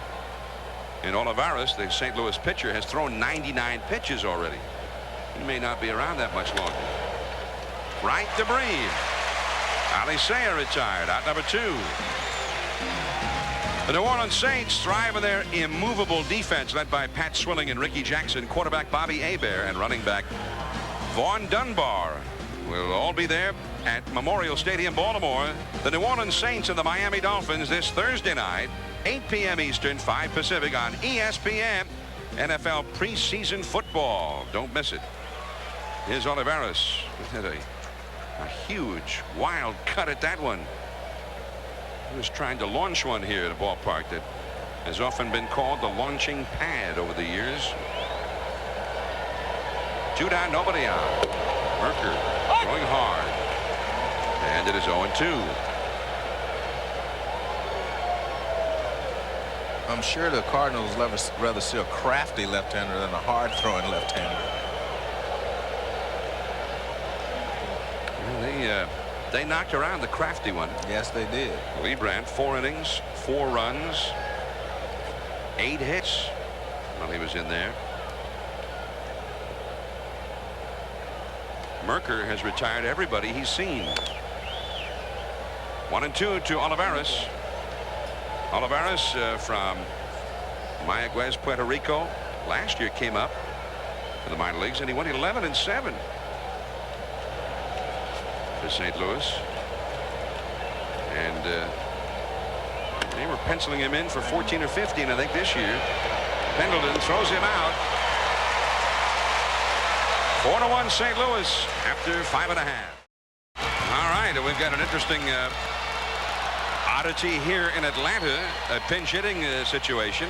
And there, yeah, that's Tom Glavine, the winningest pitcher in the majors, on his way perhaps to a 2nd consecutive Cy Young Award. And Glavine being used as a pinch hitter against Omar Olivares. Takes a sinker for ball 1. The reason for this is he's the only left-handed pinch hitter that they use. They used Treadway already, who's a switcher, left-hand hitter. Everyone else is right-handed except for Berry here. And you don't want to use your last left-handed pinch hitter this early in the ball game. Defensively, they're playing him pretty much like a regular left-handed hitter. Left center field, base hit. Glavine will not do anything more than hold it first. A pinch hit single by the Atlanta pitcher. Tom Glavine, who on the mound has been doing it all, and now he's lending an assist to the offense, which has been struggling. Well, you've said that we haven't seen their best yet, so Glavine is their best pitcher, so they put him in the ball game. Pitches up and out over the plate, and he lines at the left center field. Actually turns into a good play by Langford just to keep the ball from getting past him. Now here is leadoff man Otis Nixon. Glavine at first, they're not holding him on, and there is ball 1 to Nixon. Glavine is now 1 for 2 as a pitch hitter. He came in with a batting average of .254 for the year. So he can hit. Change up. 1 ball, 1 strike to Nixon. I know Torrey wants to get more innings out of Olivares, but if he lets the Braves get back too close before he goes to the bullpen, it could be a problem. You see him looking over the scorecard to see who's scheduled for the Braves. That is Perez, the right-hander, Mike Perez, and Bob McClure, the left-hander.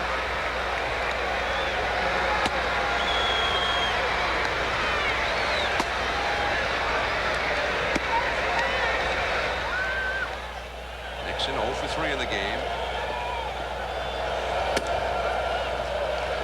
2-2.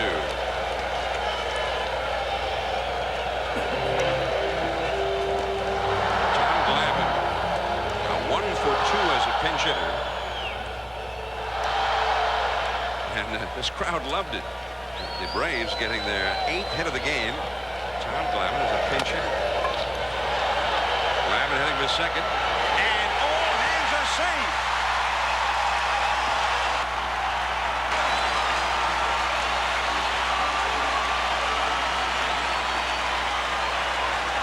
We had a play earlier in the ball game in the second inning with a runner at first. Nixon hit a similar type ground ball.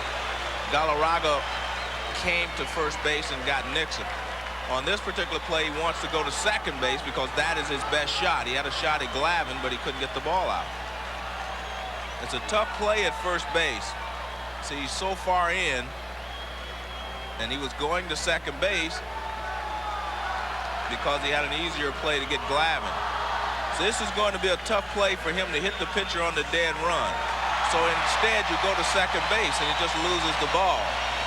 I think he made the right play, he just lost the ball.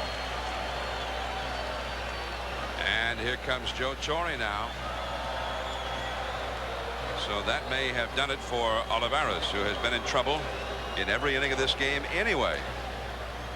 Due up, Deion Sanders, a left-handed hitter. He's got McClure, his specialist for getting out left-handed hitters. 4-1, the Cardinals ahead. 2 men on and nobody out. Indeed, that is all for Olivares. 5 innings plus, and he's gone. We'll be back.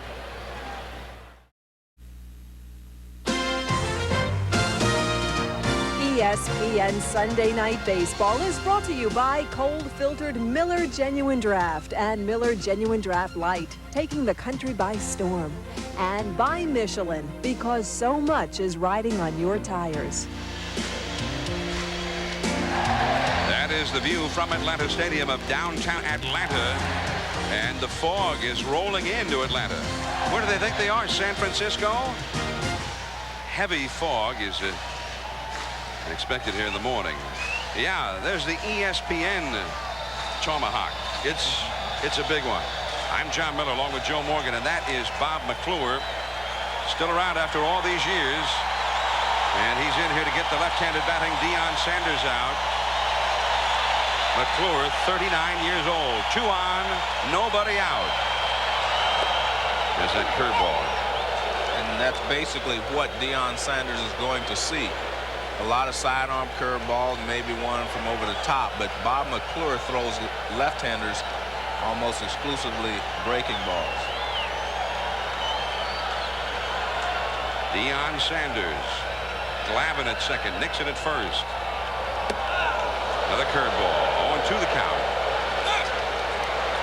There is Glavine. He got this started with a pinch hit single.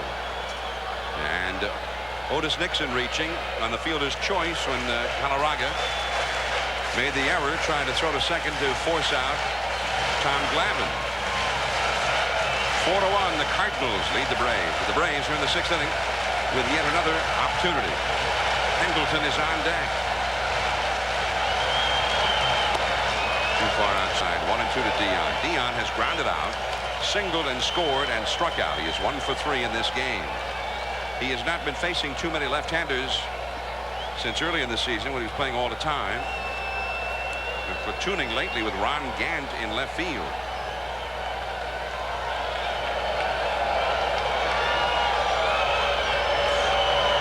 Struck him out.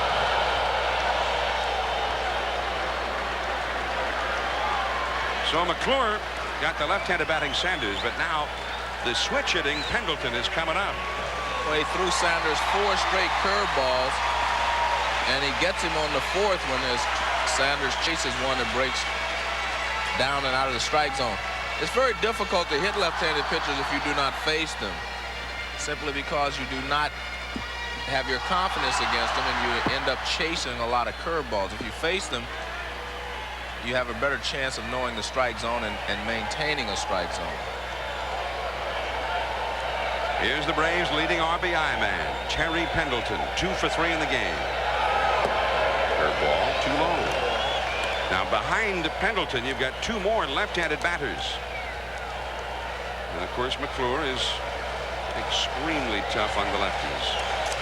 He's been in 54 games this year before tonight and pitched only 41 in the 3rd innings. Into left center field, but Gilkey makes the catch. The runners had gone halfway. They have to return to their bases to throw to Woodson at 3rd base. Glavine back to second. Nixon back to first. Pendleton hit it hard, but he hooked the ball, and it hooked back towards the left fielder instead of just going in the gap. And as Gilkey chased it, the ball actually came back towards him. See, the ball is actually hooking back towards him. That's the only reason he was able to run that ball down. The ball was hit awfully hard by Pendleton. So 2 down, and here is David Justice. He has doubled, walked, and popped to short. Getting Pendleton may have been the key to this inning as far as McClure was concerned. He was the only right-handed batter that McClure was going to have to face. But he better not hang the breaking ball to Justice or keep it inside.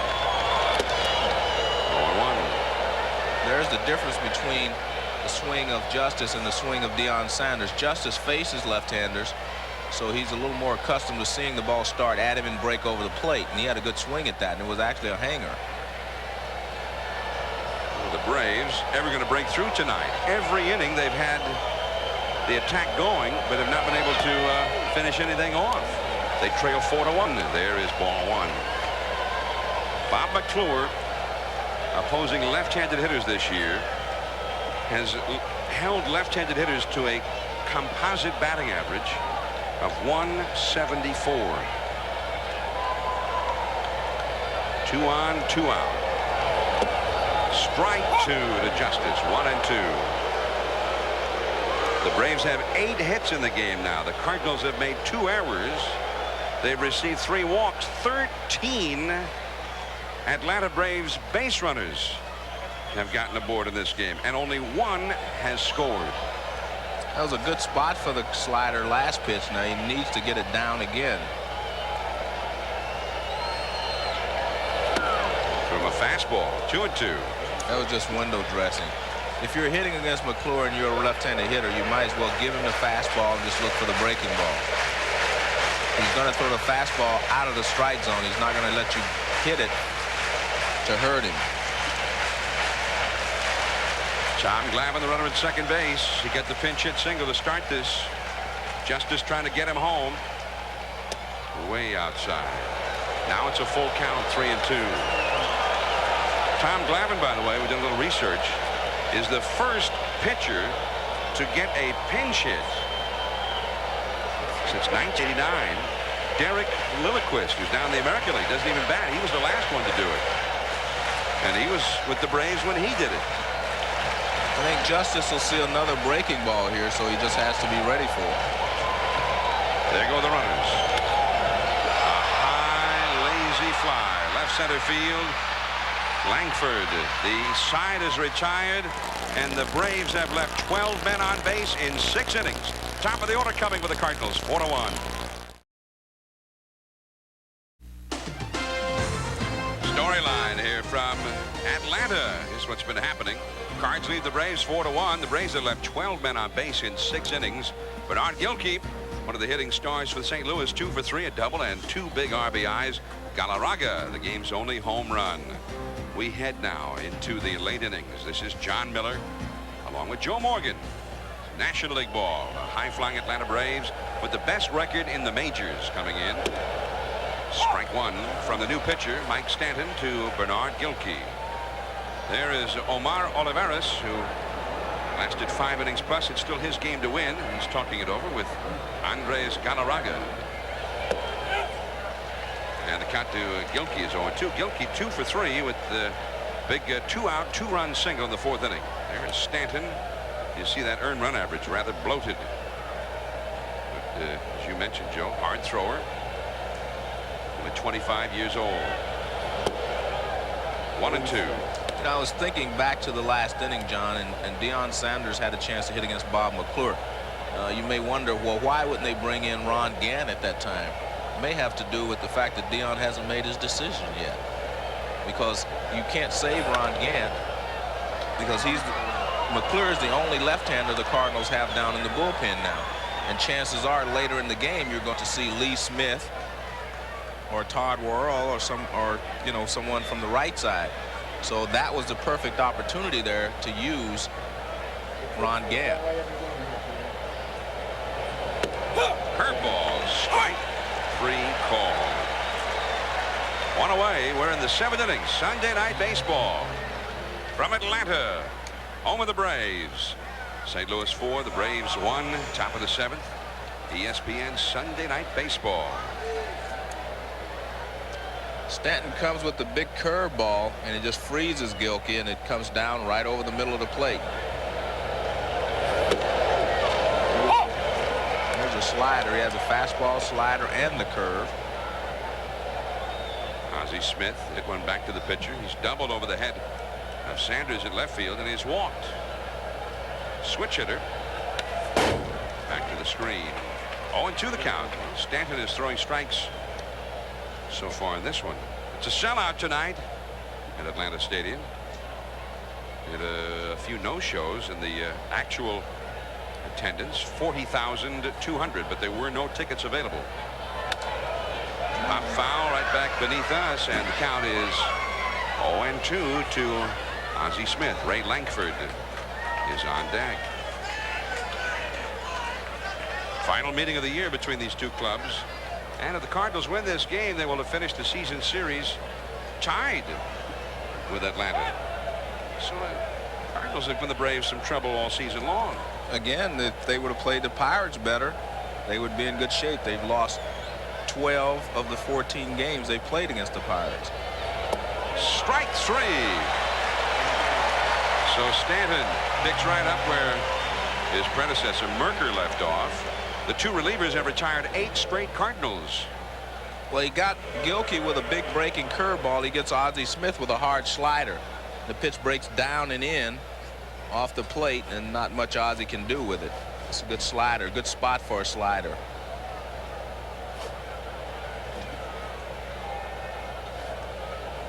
The Montreal Expos, second place over in the National League East, will be here in Atlanta Tuesday for a 3-game series. Lankford takes a strike. Lankford has fouled to the left fielder and an infield single, and he is struck out looking. 1 for 3. You know, Atlanta has a losing record against Montreal. Only 2 teams in the National League have a winning record against the Braves. 0-2, and that is one team is Montreal. The Braves are 4-5 against the Expos, and the Expos are 6-7 against Cincinnati. Dirt. He struck him out. Olsen tagged him out, and Stanton has struck out the side. 4-1 St. Louis. I still do now out of bad habit. That'll be right after the ball game, the entire conversation with Terry Pendleton, who has a chance to repeat as an MVP. Here is Sid Bream leading it off, taking a strike from Bob McClure. So probably the final batter that McClure will face. That slow curveball. 0-2 the count. Bream is 0 for 2, but has driven in the only run for the Braves with a fly ball. That was back in the 3rd inning. John, I want to clarify something we talked about earlier in the game. That was the fact that the Cardinals let Pendleton go. And, you know, he had not had great seasons in St. Louis, but he had been a good, steady player.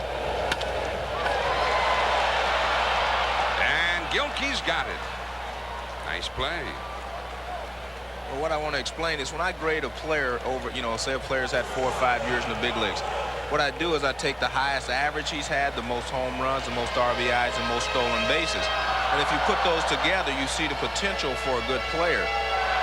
And Pendleton had driven in 96 runs. He had stolen 24 bases, hit 286 average, and he had hit 12 home runs, all in different seasons, but he had shown the potential to do all of those things that he's done here in Atlanta. 1 ball and no strikes to Jeff Blumser. Blumser is fouled out to the catcher, struck out, and he has singled.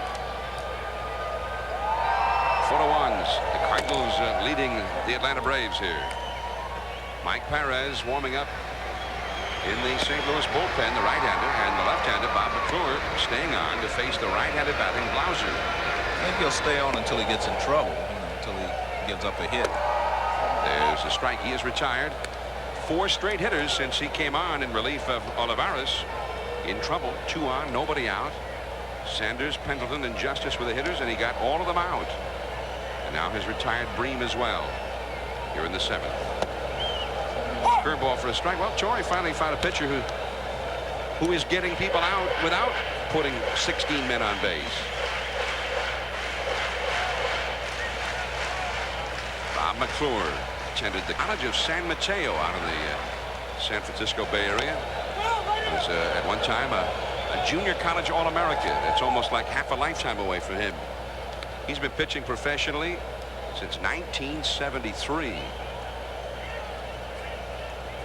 2-2 the count to Jeff Blumser. College of San Mateo, Joe, is the same school that Merv Griffin attended. And me. Buddy Harrelson, wasn't he down that way someplace? I think he was across the bay. Did he go to Chabot or something? Oh, okay. Yeah. You're thinking Chabot. French school. High drive into deep left center field. Way back there. Way back. Off the top of the wall. Blumser's heading for third. He's rounding third. He will score an inside the park home run for Jeff Blumser.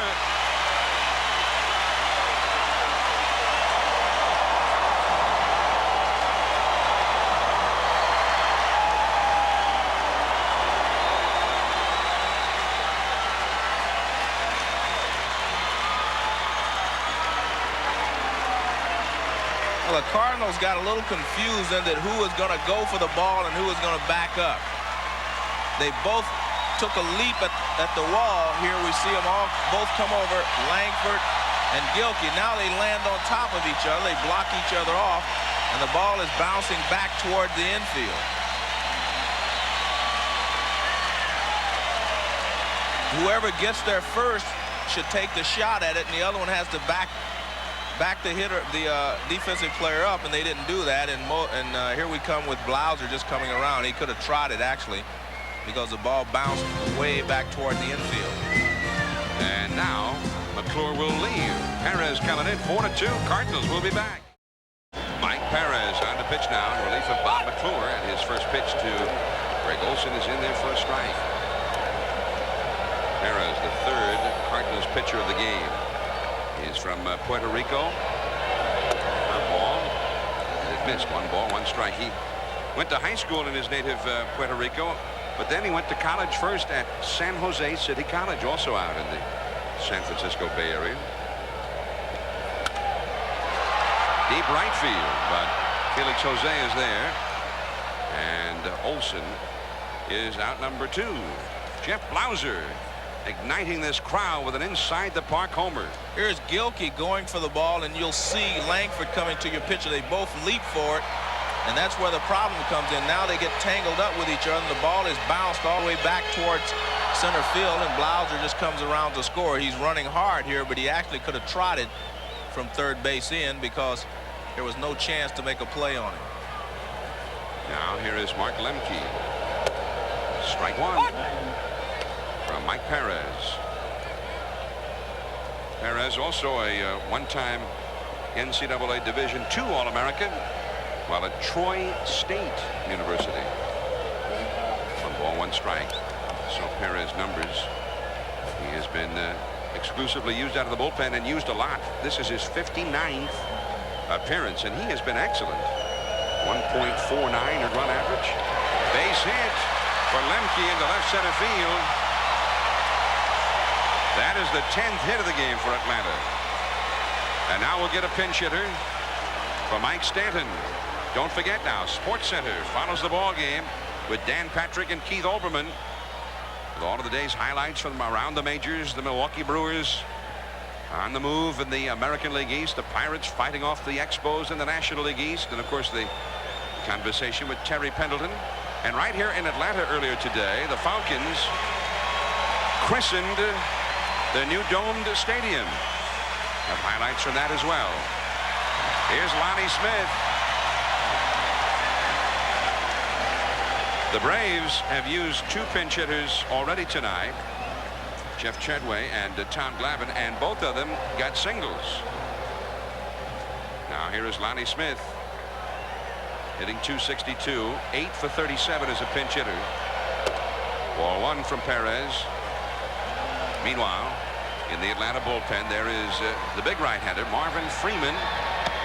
So it looks like we'll see him in the 8th inning. 4-2. St. Louis leading Atlanta off the 5th foul. Lonnie Smith has always been a good hitter. His problem has been defensively, finding a spot for him to play all the time, but he's always had the ability to hit.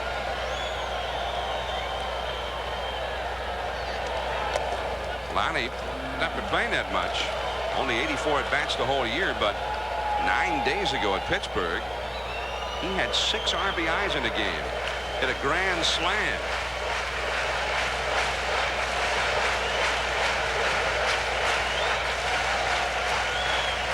If he gets at bats, he will hit.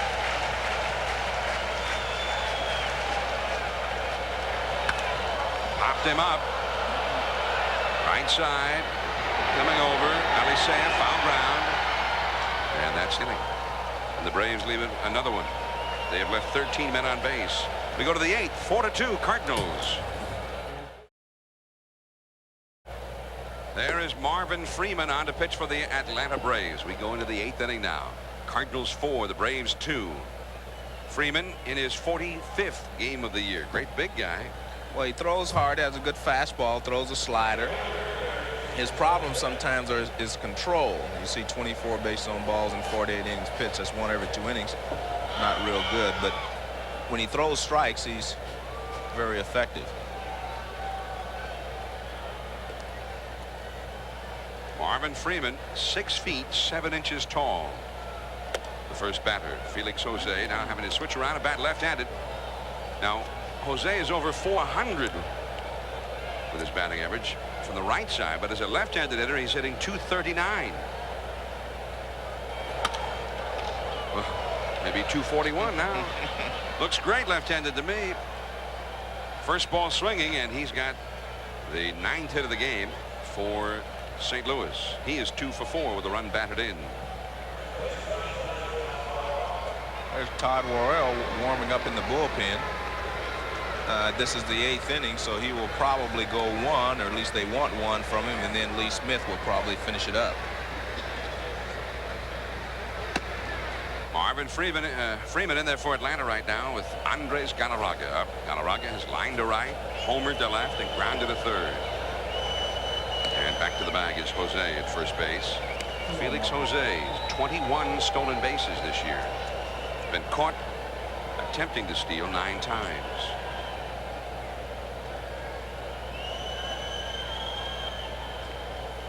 Four to 2. Cardinals lead. There goes Jose. Safe. Blumser took the throw. And Wendelstedt made the quick call. Safe. The 22nd steal. Not a real good throw by Olsen. A good, strong throw, and I think they would have had him. A little wasted step there. He's running, but the throw is a kind of a looper. It's not a good, hard, strong throw. And he hits him on the back of the heel just as he hits the base, so he was safe. Right up the middle by Galarraga. Base hit. Here comes Jose. Here comes a throw. And down to second base goes Galarraga as Otis Nixon took an ill-advised shot at getting Jose. So it is 5-2 Atlanta. 2 batters and a run home against Marvin Freeman for the Cardinals. Second RBI of the game for Galarraga. Nixon had no shot at throwing out Felix Jose. Should have thrown to second base to keep the double play in order. But you can't throw Galarraga fastballs. He's a good fastball hitter. He's hit 1 for a home run, and now he's driven in a run with 1. The bunt by Woodson. Freeman. Oh, not much of a throw there, but he got him.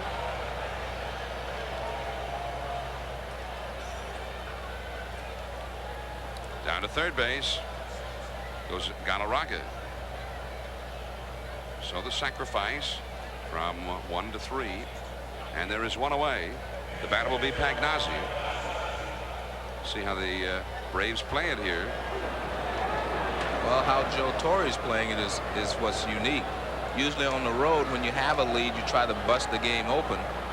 Here he's playing for 1 more run. It's a 5-1 lead, and he's playing for 1 more. So that shows you what he wants to do in this ball game. He wants to go to the 9th inning with a comfortable lead. That's why he wants a game buster for the middle of his batting order for next year. Good point. If he had that, he maybe wouldn't have lost 12 out of 14 to the Pirates.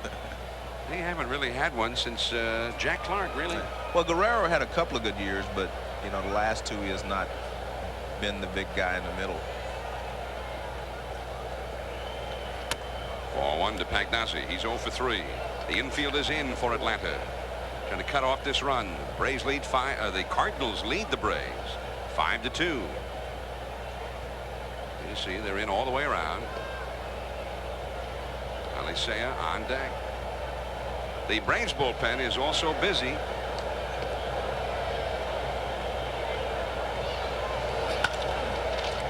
Nice play by Blumser.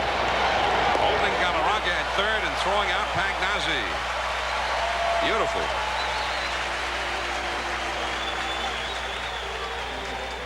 The ball's hit very hard by Pagnazzi. Very fine play by Blumser.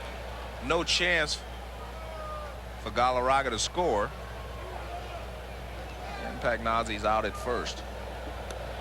Now the infield will drop back to normal depth as Luis Alicea comes up with the pitcher's spot due up next. However, Worrell is up in the bullpen for the Cardinals, as we saw.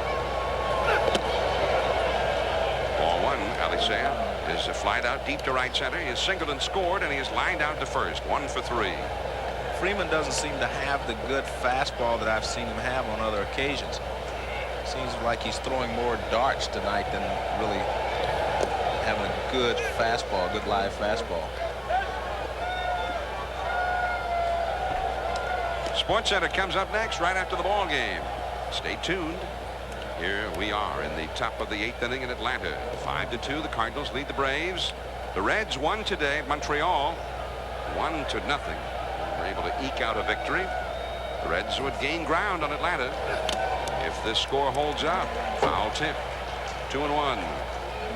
The Reds were 7 games out at the start of the night.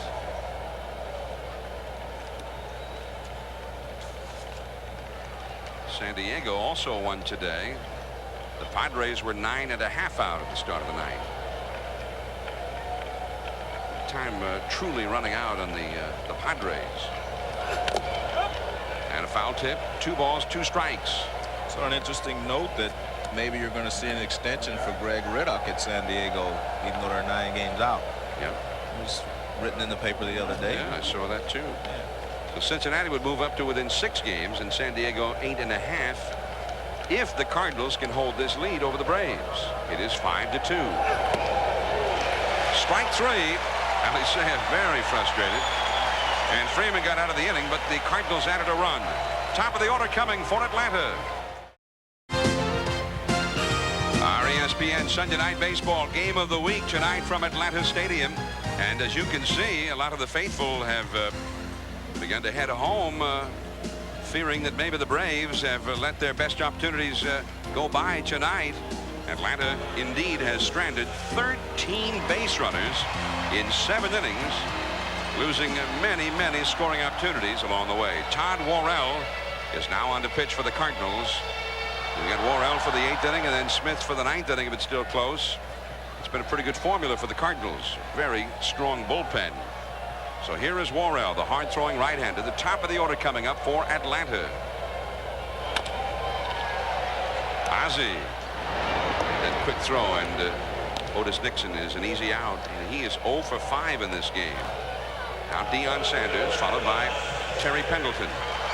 One of the Braves runs tonight, scoring on an inside-the-park homer from Jeff Blumser. And Peter Pasquarelli has done some research for us on that. The last inside-the-park home run in this ballpark was hit 3 years ago by Kirk Gibson when he was with the Dodgers. And the only other inside the park, other than the one tonight and the one by Gibson, was hit 19 years ago by the Braves' Paul Casanova. Remember him? Yeah, catcher. You ever throw you out? He was a catcher. Yeah, that's what I mean. I don't think I'm on his list, though. I hope not anyway. Never got you? I hope not. Paul Casanova hit an inside-the-park homer here against San Diego 19 years ago. There have only been 3 inside-the-park home runs ever hit in this ballpark. And tonight, you were there. 1 ball, 1 strike now to Sanders.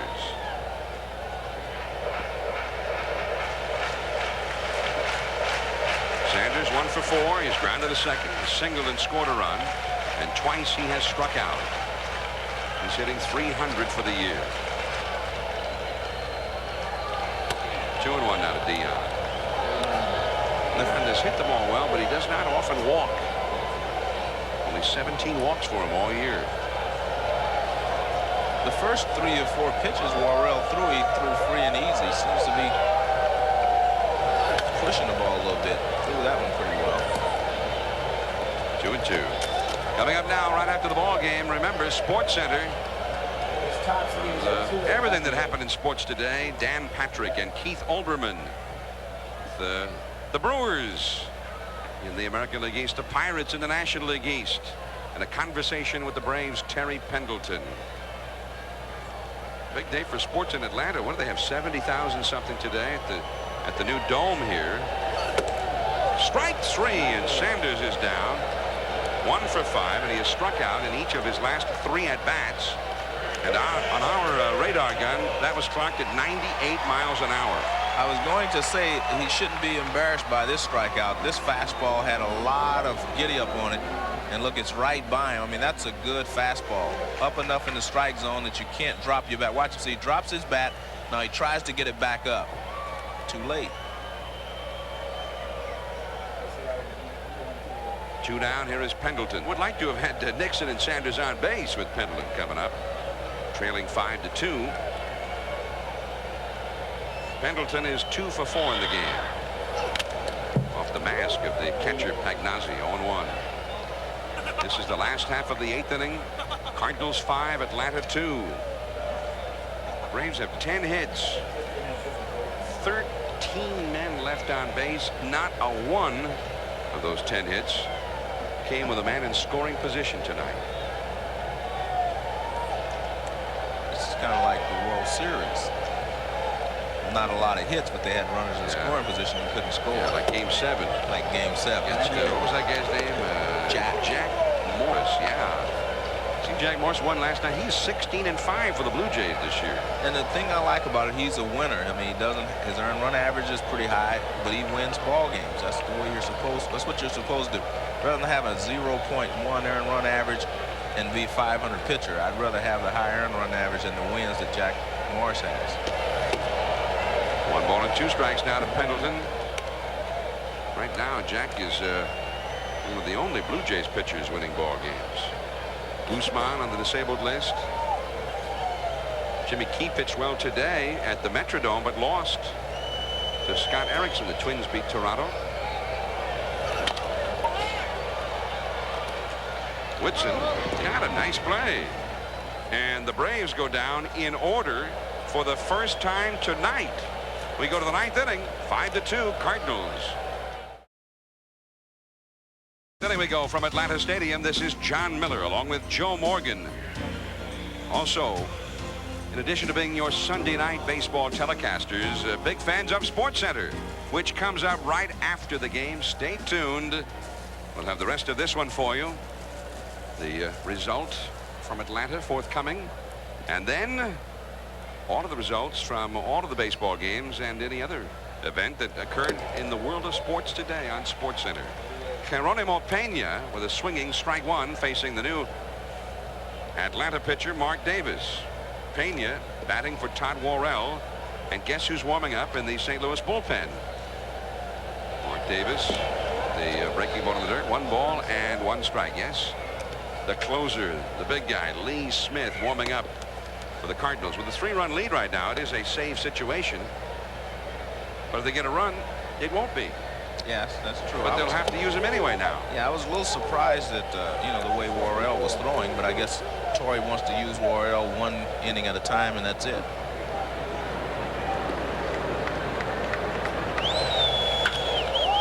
Into left field, base hit. Geronimo Pena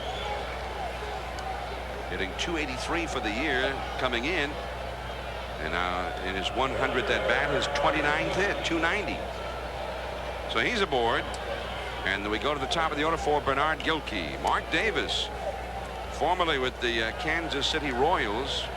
He wasn't faring very well there. And Baron Gare was not doing well here in Atlanta. So the two teams exchanged pitchers. Now Davis is 1-0 for his new ball club. But in 7 games, 8 2/3 innings, 4 runs, 10 hits. He has given up 3 home runs in his 8 2/3 innings for Atlanta. Pendleton, the force out there. Safe at first. Dug out of the dirt there by Bream. So Gilkey avoids being doubled up. And Pena's out at second. It was a good, very good play by Pendleton at third base. He gets the ball over to second base very quickly, and actually Lemke had a shot at him, doubling Gilkey at first base. Now watch how quickly Pendleton gets the ball to him. Very quickly throws, and we're all leaning. If the ball's in the air, it's probably a double play, but he bounced it, took a little of the steam off. Ozzie Smith, the hitter, with Gilkey at first. Gilkey, pretty good speed. He is now 2 for 5 in the game. Ozzie 1 for 3 with a walk. They pitch out, but Gilkey wasn't going. Mark Davis, I mean, his last year in the National League, he was sensational. More than 40 saves, got the huge free agent contract with the Kansas City Royals, who were in need of a closer, or so they thought. But it turned out that Davis was not it. The guy they already had ended up being the closer again with the failure of Davis. Jeff Montgomery, and he's still the closer down there. But last year in the National League, he threw hard, had a great curveball, and he had control of both. I have not seen him except on, seen him pitch an inning here, inning there, because he didn't usually last that long in the American League, so I haven't seen much of him. But he does have a good curveball. They tried everything. They sat him out for long periods of time. Al McRae made him a starter for a while.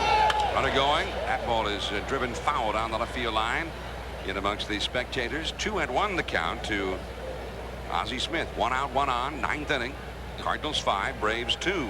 Braves were lucky there. Both second baseman and the shortstop both covered the bag. I don't know what happened there, but both of them covered the bag on that play. Yeah, they knew Ozzie was going to pull the ball, I guess. And then they talked about it, of course. Well, when they both got there, they were certainly hoping that he would pull the ball. Blumser's calling the signals.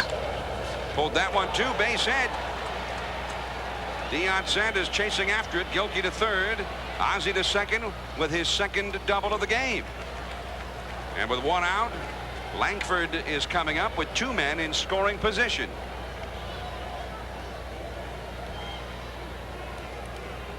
Well, Mark Davis gets the pitch down and in to Ozzie, but not in enough. Ozzie rips it past the diving Pendleton, and only because of the grass does, the grass slows it down, and that keeps Gilkey from scoring from first base.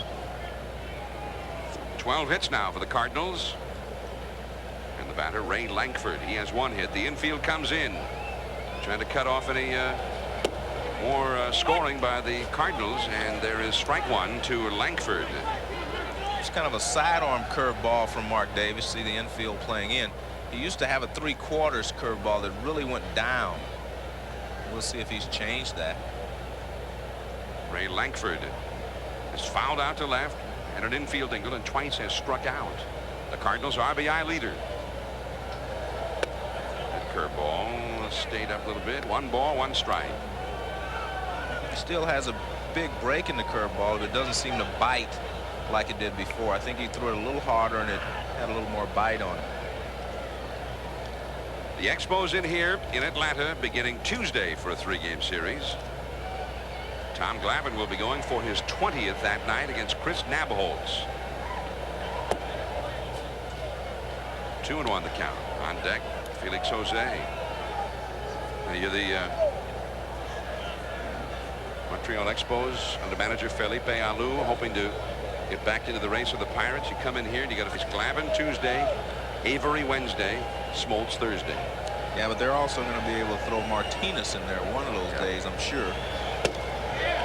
Strike with a curve. 2-2. Dennis Martinez will go Wednesday against Avery. And if Ken Hill can come back, he pitched today, though. He may not be able to pitch in that series.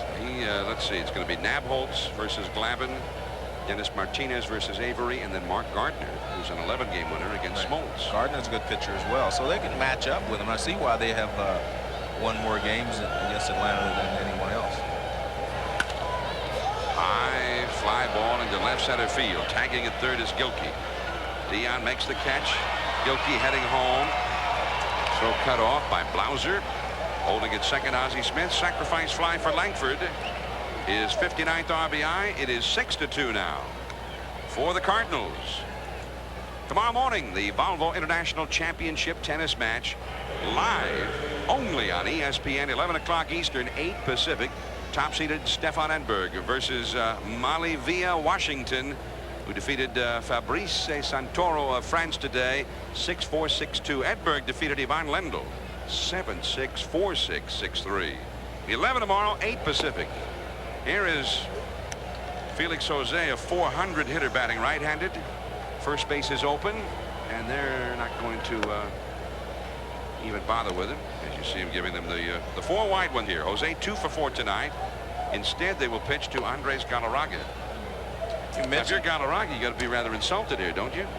Well, not Galarraga, because you have to look at the numbers, and Felix Jose is hitting 300, and he struggles. But if I'm Galarraga, I only say, hey, who am I? Chop liver? I can hit. I'm 2 for 4 tonight. I have a home run and 2 batted in. Yeah, but I don't think you better ask that. Adios, señor pelota. Because you may get the wrong answer, or at least the answer you do not want to hear.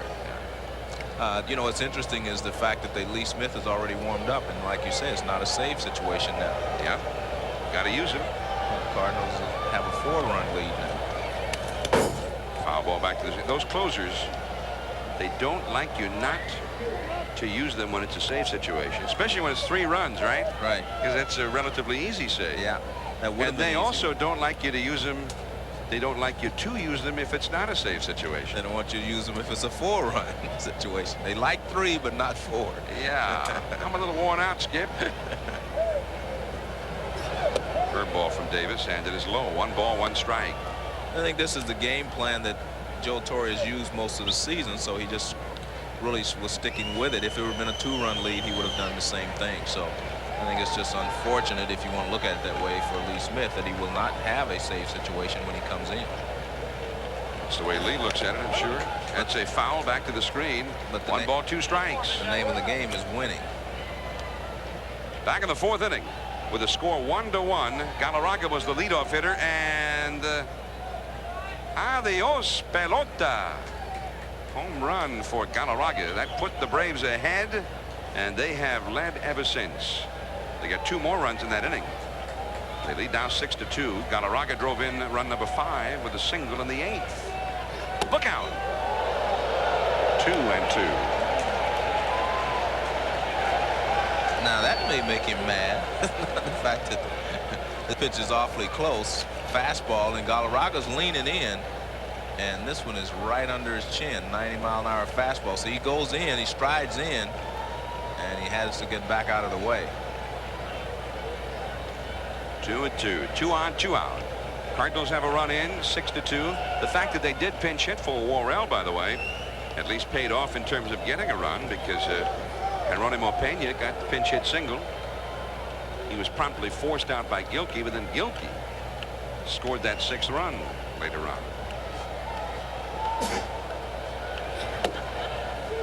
And it's full count, 3-2. Tracy Woodson is on deck. There's Ozzie Smith, who hit a double. He's at second base. Felix Jose, who was walked intentionally, is at first base. Both will be running here with a count of 3-2. 6-2. The Cardinals lead the Braves. There they go in the dirt.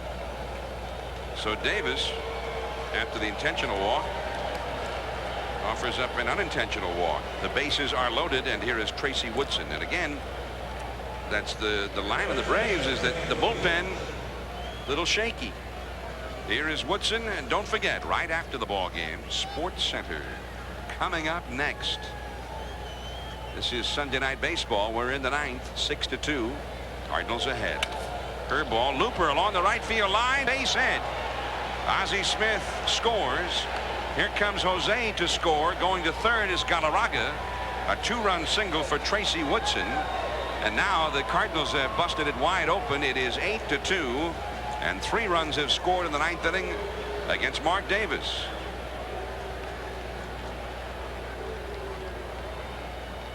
Well, as I said before, he doesn't have the same bite on his breaking ball. And he doesn't seem to have the same pop on his fastball as the last time I saw him pitch in the National League. It's a fastball and it's down and away. And he drives it down the right field line. Good piece of hitting by Woodson. Ball was down and away and he went the other way with it. Ball 1 to Pagnazzi. There you see Olson tell him to stay back on the breaking ball, meaning, you know, just stay back. Don't rush everything as he's doing. Tom Pagnazzi, 0 for 4 in the game. He's the only man in the lineup other than the pitcher who has not had a hit for the Cardinals. And that's the way it will remain. Blumser to Lemke. 8 men bat in the 9th inning for the Cardinals. 3 of them score. Justice, Bream, and Blumser coming up. 8-2 Cardinals. Next Sunday night. We'll see you then. Here is Lee Smith. Try and wrap this one up for the St. Louis Cardinals. Smith no longer with a chance to get a save in this ball game, but hey, he's got plenty already. Right, he's got 32. That's, you know, that's a lot of saves. He did struggle a little bit toward the middle of the season, though. He started off very well, struggled a little bit at the middle. Now he's back on track again. He's got 344 saves lifetime.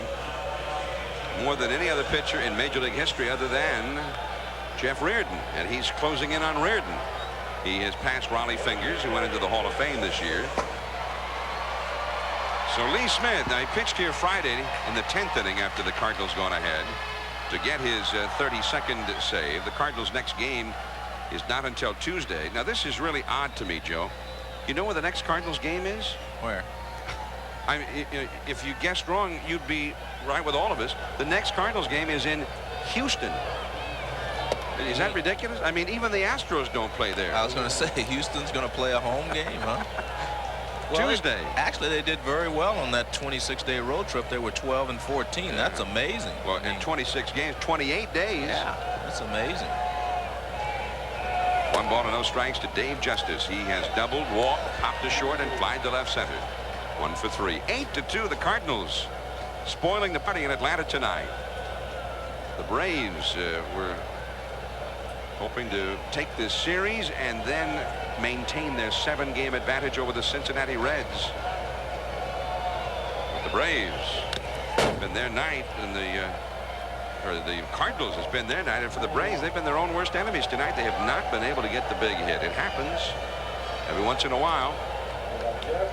And also, they weren't able to get the strong start, which they get almost every night. Charlie Liebrandt got knocked out early. What's a manager to do? Bobby Cox knows they've got plenty of games still to come. But if they, with the loss here, and they are trailing 8-2, they will have lost 3 out of 4, which is like the worst slump they've had since 1981. And see, that would be the problem, that you don't want to get yourself caught up in the losing streak.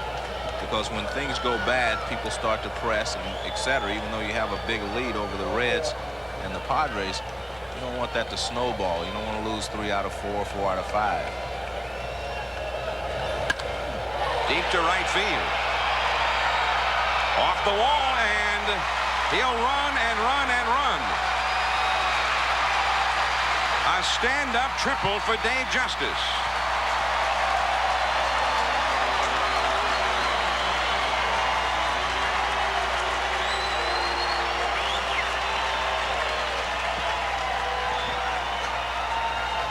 Fourth triple of the year for Dave Justice. I don't want to make any excuses for Lee Smith, because I don't think he needs any. But when you're a stopper and you're going to pitch in an 8-2 ball game, I'm not so sure that your heart, your mind, and everything is in it. And he gets a fastball that looked like he was trying to throw a slider, but it just straightened out. Maybe it was a backup slider, and it hung on the inside part of the plate. Now here's Sid Bream, runner at third. That base hit was the 11th of the game for the Braves. and the 15th base runner of the game for the Braves. Sid Bream has delivered the only run tonight for Atlanta with one of the 2 runs. I beg your pardon. Ball 2. They have 2 runs. He delivered one of them with a sacrifice fly. Jeff Blumser hit an inside the park home run for the other one. Justice hit third. Nobody out. 2-0 to Bream. Blumser is on deck. It's a foul, back out of play. Not many folks left at Atlanta Stadium. It was a sellout tonight.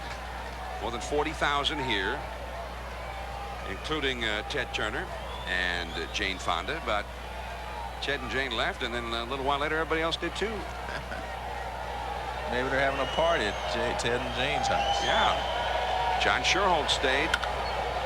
Center field. Another sacrifice fly, it looks like, for Bream. Langford makes the catch, and Justice scores. And it is 8-3 for St. Louis.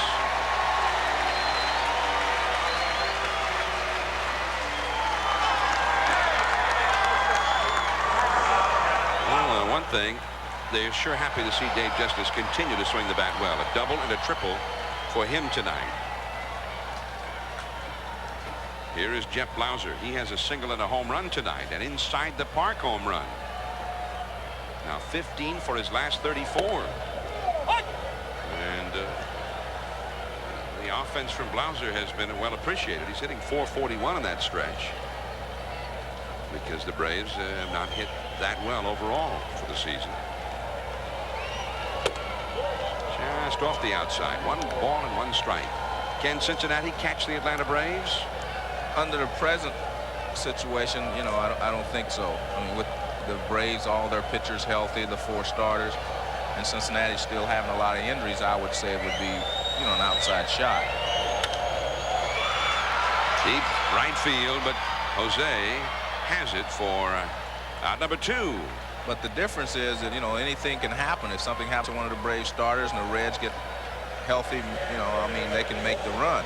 6.5 games will be down to 6. 6 is not that much to overcome, you know, with 40+ games left. And they still have 5 against each other. And the Reds have played well against Atlanta. In fact, they'll have each team will have 40 games remaining after tonight. Right. The Reds and the Braves. The Braves will have 20 home and 20 road after tonight. Slider for a strike to Olson. Olson 0 for 2 with 2 walks. The Braves are 39. If they lose this one, they'll be 39 and 22 at home. The Reds, though, have the great home record, and they've still got most of their games left at home. The Reds, much more action at home than on the road. This will do it.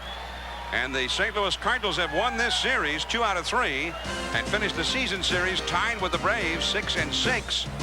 Some consolation for a bad year. Final score, St. Louis 8, Atlanta 3. Sports Center comes up next. We'll see you next Sunday at New York. John Miller for Joe Morgan. Good night from Atlanta.